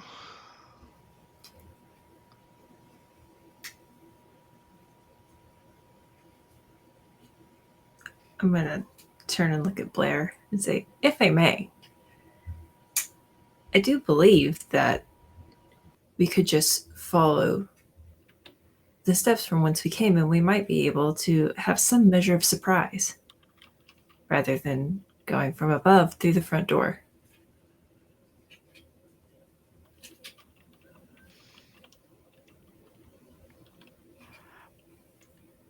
Yeah, I agree. You're probably right on that.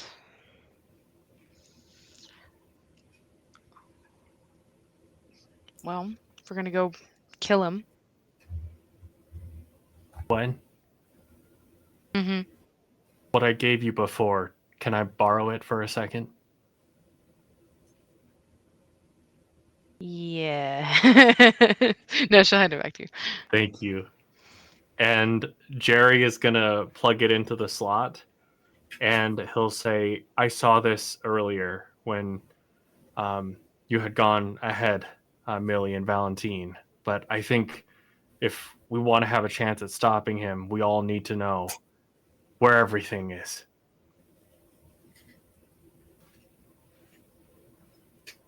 I'm going to help display the image the same way that I did with the text file. Thank you, Chance. Oh, you're muted. Sorry, it's because Tater's here. You plug the map into the floppy disk drive. Hi, buddy. And it mixes sort of with the README file. Okay, come. Yeah. Mischief man. It Tater's mixes here sort to of with help us. the README file. He's not here to help, trust me. And up it displays for you and for everybody the map of the Underthing with the overlaying arithmancy ritual. The blood running throughout the Underthing. And you can denote, Jerry, that this explicitly excludes the Dark Citadel. Of course. Of course they would do it like that. So they can be safe.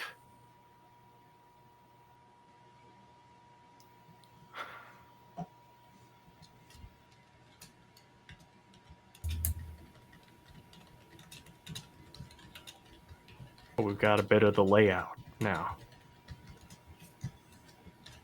So maybe we can take that path. It will be helpful, I think.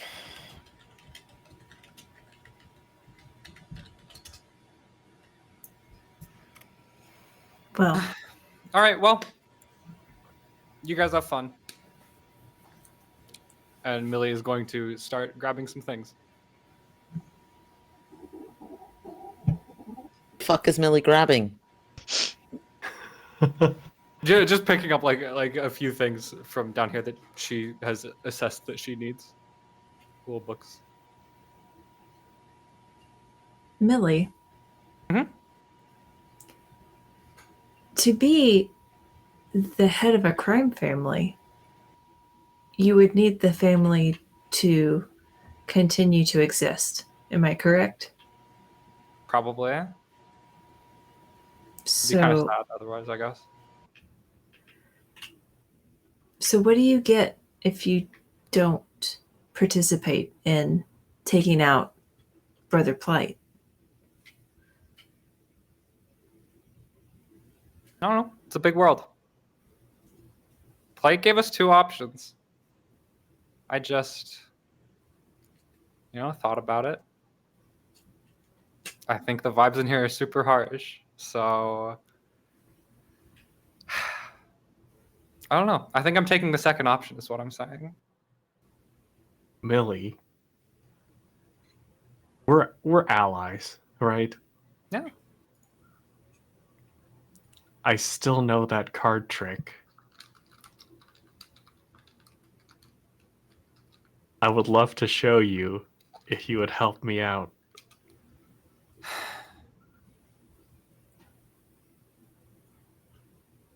All right. Cards on the table, right? Cards. I don't care about the fucking card trick. You I'm don't? going to leave Farlight. I think it's gotten kind of boring. I don't have faith in any of you to lead the fucking family. And I'm going to leave. So, that's that, I guess. I tried to find some upsides, but my God. I would like to move unseen. Go ahead and roll.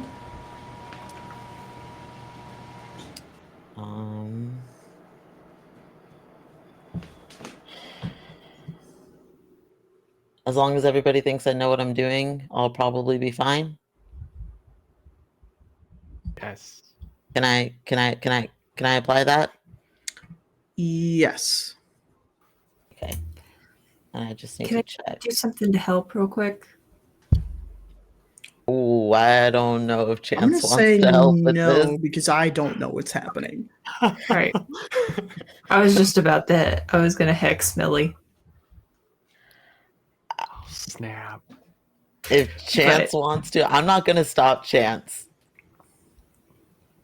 Valentine has a score to settle.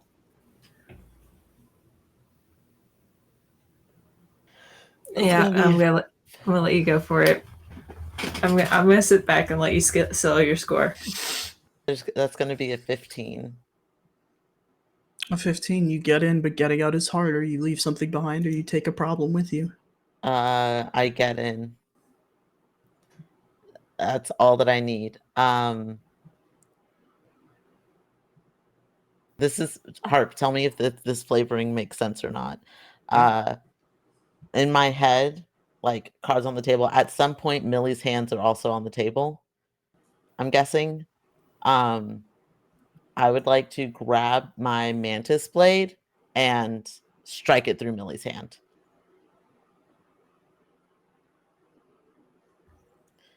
If I may.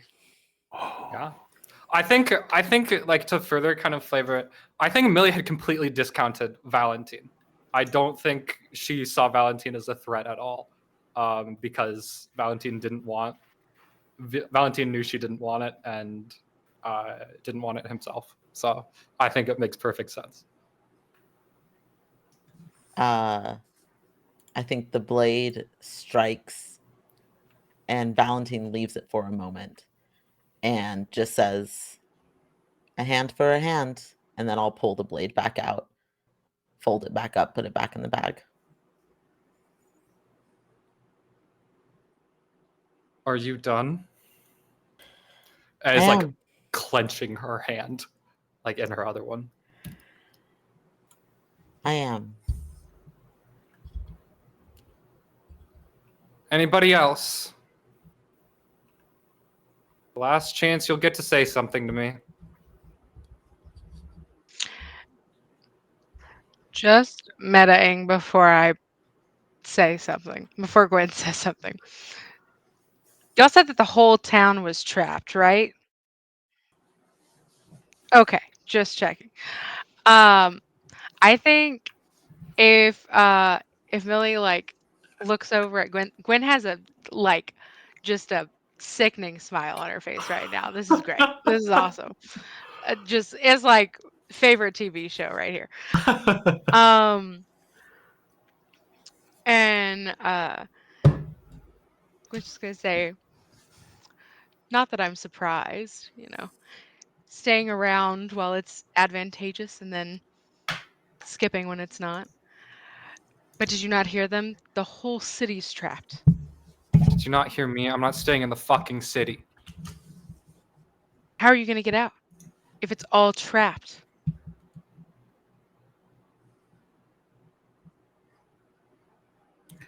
I'd like to I be mean, I clear. don't care if you try. I would just Oh, like what's to clarify for my players.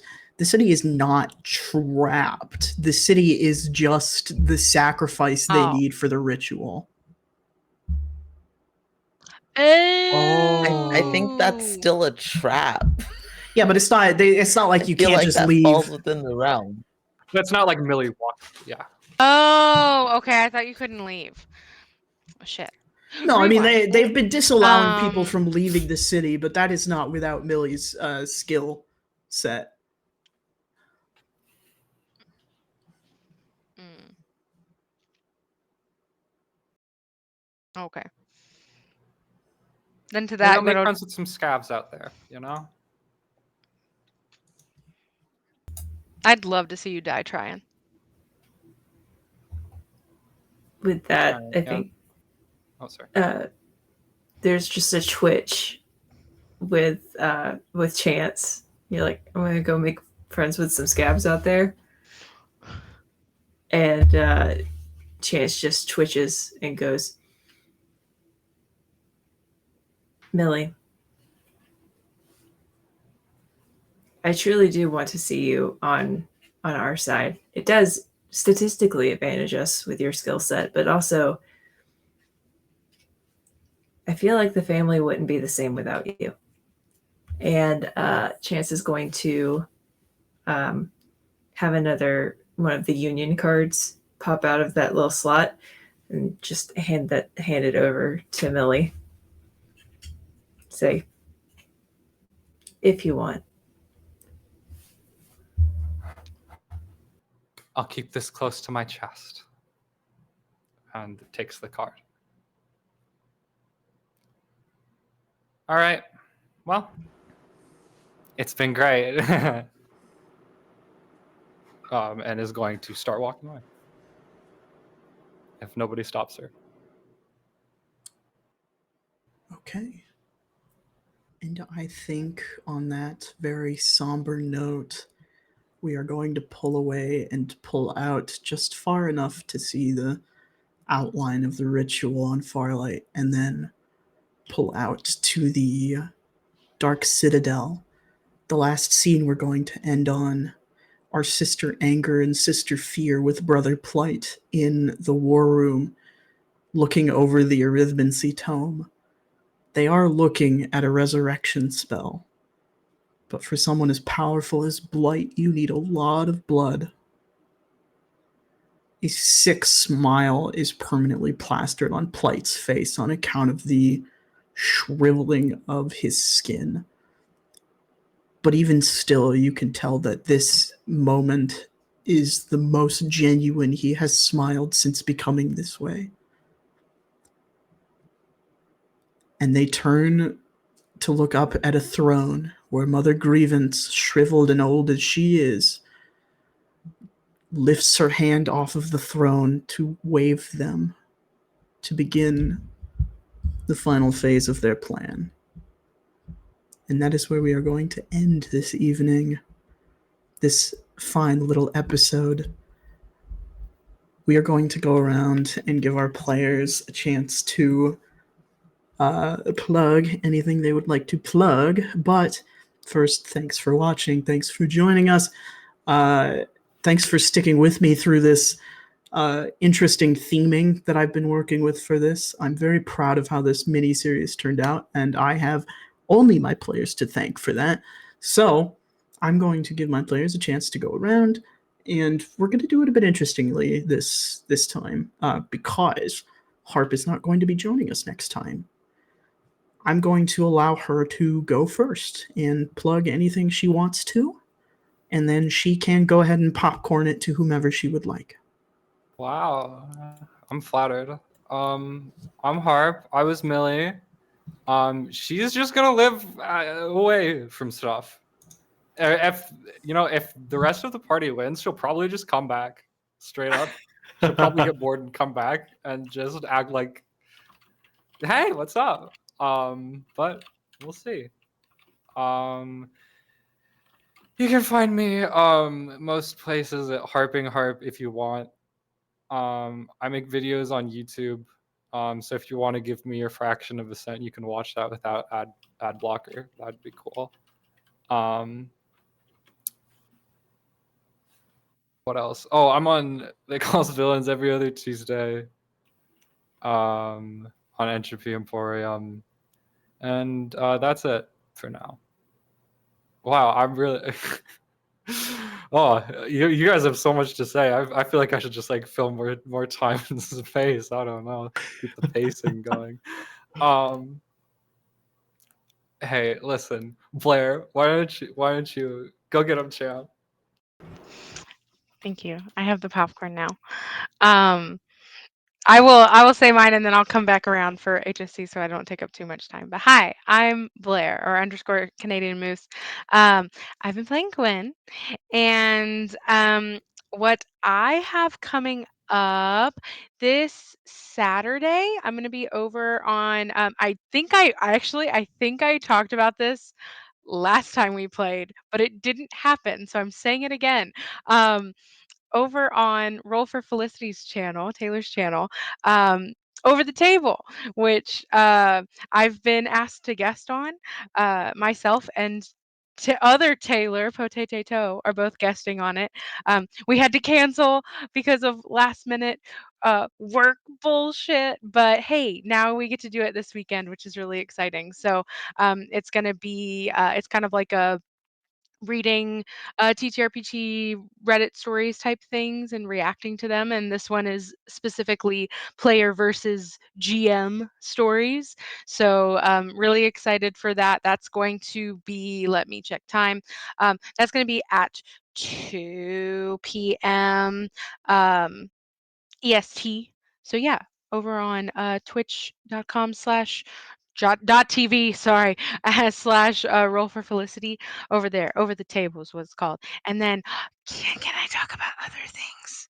Yes. Okay, oh my gosh, I'm gonna be in a new show over on Entropy Emporium that I'm so excited about. Kian's running it, and it's gonna be Brindlewood Bay, and I'm super excited. I have no idea what I'm doing, who I'm playing, but it's gonna be a great time with awesome people, and I'm super excited to be back over there playing. So that starts on Monday, next Monday. Oh my gosh, so excited. But yeah, it's gonna be a good old time. Good old time. But that's all I got coming up recently. And that's every Monday for 3 weeks. 3 weeks? Yes, for 3 weeks. I just wanted to check to make sure I put it in my calendar right. So yeah, Entropy Emporium. Woo! That's all I got going on. I'm gonna popcorn set it over to Alex. Hi, hello, I'm Alex. I am everywhere known as That One Dead Pixel, and this is my cat who is very upset with me because it's past her bedtime and she deserves treats because she's the bestest baby ever. Yep, see, she's gone, abandoned. Anyways, I'll be back here on High Shelf Collective for the third installment of this particular series in 2 weeks. And in addition to that, I will also be joining the crew over on Entropy Emporium, but for the public access show. So starting at the end of August for 3 sessions going into September. So come check me out over there.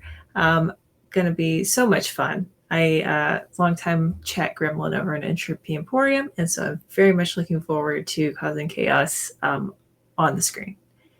And with that being said, I will toss the popcorn over to Matt.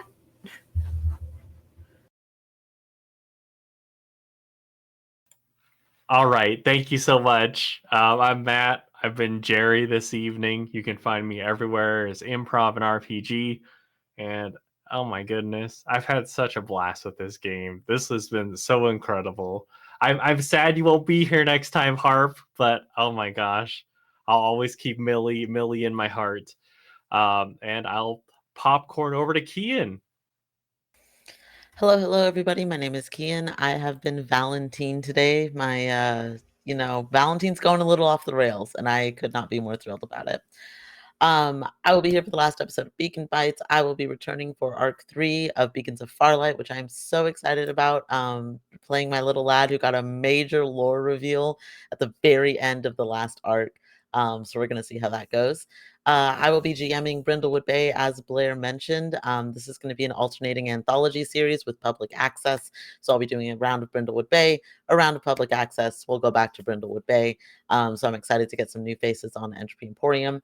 Every other Saturday, you can find me on Entropy Emporium for Blooming in the Rot, our Invisible Sun AP, where I get to torture my players. And by that, I mean love them dearly. But it is a lot of fun. They have given me so much to work with. I'm very grateful for that. They Call Us Villains every other Tuesday. I get to hang out with Harp, our horror masks game. On the 24th, the finale of Fabula Ultima, our campaign over on Lost Caravan, our Fatal Ascension campaign. So we're going to be wrapping that. And then every other Wednesday, our Nova campaign, Season 2, subtitle Trauma. We're doing great. I broke up with my boyfriend last episode, and it was really sad, and I'm really disappointed about it. But nobody saw it coming, including me. I got a couple other projects that I can't talk about yet. Feel free to follow me on social media. That is where you'll hear about it first. I will toss the mic over to JT. What up? I'm JT. I am the architect of reality and the bender of rules for my players because it's funny and cool sometimes. You can find me all over the internet at WeebG and also at Entropy Emporium. That's right, the channel they've been talking about is mine. I run it. We have a lot of really cool campaigns over there, and we're getting quite a few more in the works, including one that I'm running soon. Not soon, maybe like a month or two out as I work on it, but I got a really fun table for that, and it is looking pretty gosh darn cool. I will just plug Entropy's schedule because it is late. Tater, come here, buddy. This is Tater. He's a mischief maker, and he is being very grumbly right now. So Entropy Emporium on Tuesdays, every other Tuesday, that calls villains, run by JD from over at Live from the Apocalypse. It is a horror masks game. It is very fun. Quite a few people at this table are also on that table. Now I'm drawing a blank. On Thursdays, every other Thursday, we have God Complex. It is our Girl by Moonlight magical girls. But if it was Neon Genesis Evangelion and also Pacific Rim in space. It's very cool and fun and emotional. We have on Fridays my 5e homebrew campaign, Weird Wilds War. That cast has been very fun. We will be back with that in next week, hopefully, if the internet holds out. Then on Saturdays, every other Saturday, we have Blooming in the Rot, our Invisible Sun campaign, run by the one and only lovely Kian. Who has been doing a wonderful, magnificent job.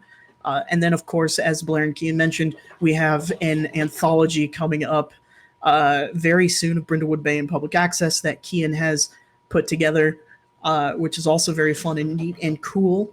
It is going to be so fun and cool over there. You could find me here running beacons ostensibly for the foreseeable future because I have more planned, and they keep letting me, so I'm just going to keep doing it for as long as that's true. And then you can find me on Nova over on Lost Caravan on the other Wednesday. Tater will be there as well. I'm sure you could hear him knocking shit around in the background. I think I'm in a high shelf one shot. I'm in Morkborg on the 24th. On the 24th. That's also fun. I've never played Morkborg. It's one of those games that's always seemed very like esoteric to me. Like you have to play it to get it, which was true for Invisible Sun as well.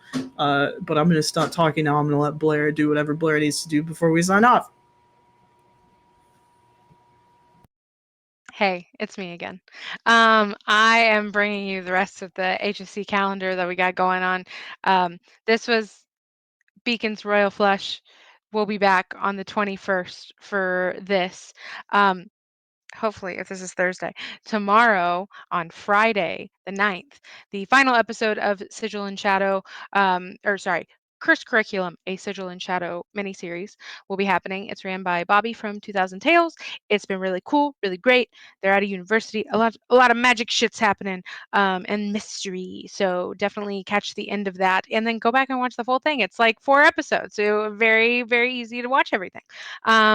Then yeah, so we have those one shots that are happening this month. Pathfinder 2E is happening on Monday the 12th. Oh no, you have to watch at least 2 streams. You have to have 2 screens to watch Pathfinder 2E and Brindlewood Bay. Sorry about it. But yeah, you have to watch that, run by James. Then I'm just going to say all of them because you should go watch all of them. Saturday the 17th, Magic Run Henshin. Hoop on the 18th is going to run Lancer. Owen on the 24th is running Morkborg, and then Nate on the 26th is running Fabula Ultima. So a lot of really cool games that have either not been on the channel or barely been on the channel, and then some new faces, which is also great. So definitely check it out. A lot of really cool and fabulous people all involved. Let me see. Oh yeah, next Friday on the 16th, Omega the Rookies is beginning. That's run by Casey. Omega is a Mass Effect hack of Cyberpunk Red. That's going to be a 4-parter, and yeah, it's starting then. It's going to be crazy. That cast is amazeballs. So go watch that. On the 19th, Championship Wrestling Memphis, thank you, is going to be happening. That's like a once every month thing, and I think they're close to wrapping it up, but it's like a WWE type thing, and it's really fun. That's also a very fun cast as well, so definitely check that out. And then every other Tuesday, I think there's a little bit of a gap. I think it comes back on the 27th. Werewolf Rage Across Texas is coming back. It's chapter 2 of the Werewolf 2E campaign, which is also very good. So yeah, check that out. More stuff happening. If you would like to get involved or be up to date, check out our socials and our Discord. So definitely check all that shit out. Whoever has mod powers and is in chat is setting up a raid right now, and that raid is going to, which is Animal Crossing for whoever we're raiding. So yeah, definitely go support whoever we're raiding and send them a bunch of love and all that kind of cool jazz. Is there anything else? Did I miss anything? No, you guys are fabulous. I love you guys. And this game should never end. JT, you're forced to bring it back because I say so. We'll see. And I know who runs the calendar. I know, and they They're gave not me here anymore, they so I gave me can't. over a year for this, which is still crazy. But goodbye. Do good things. Be good people. I know. What? Okay. What? Goodbye, everybody. Bye, everybody. I think there's a lag. I think there's a lag.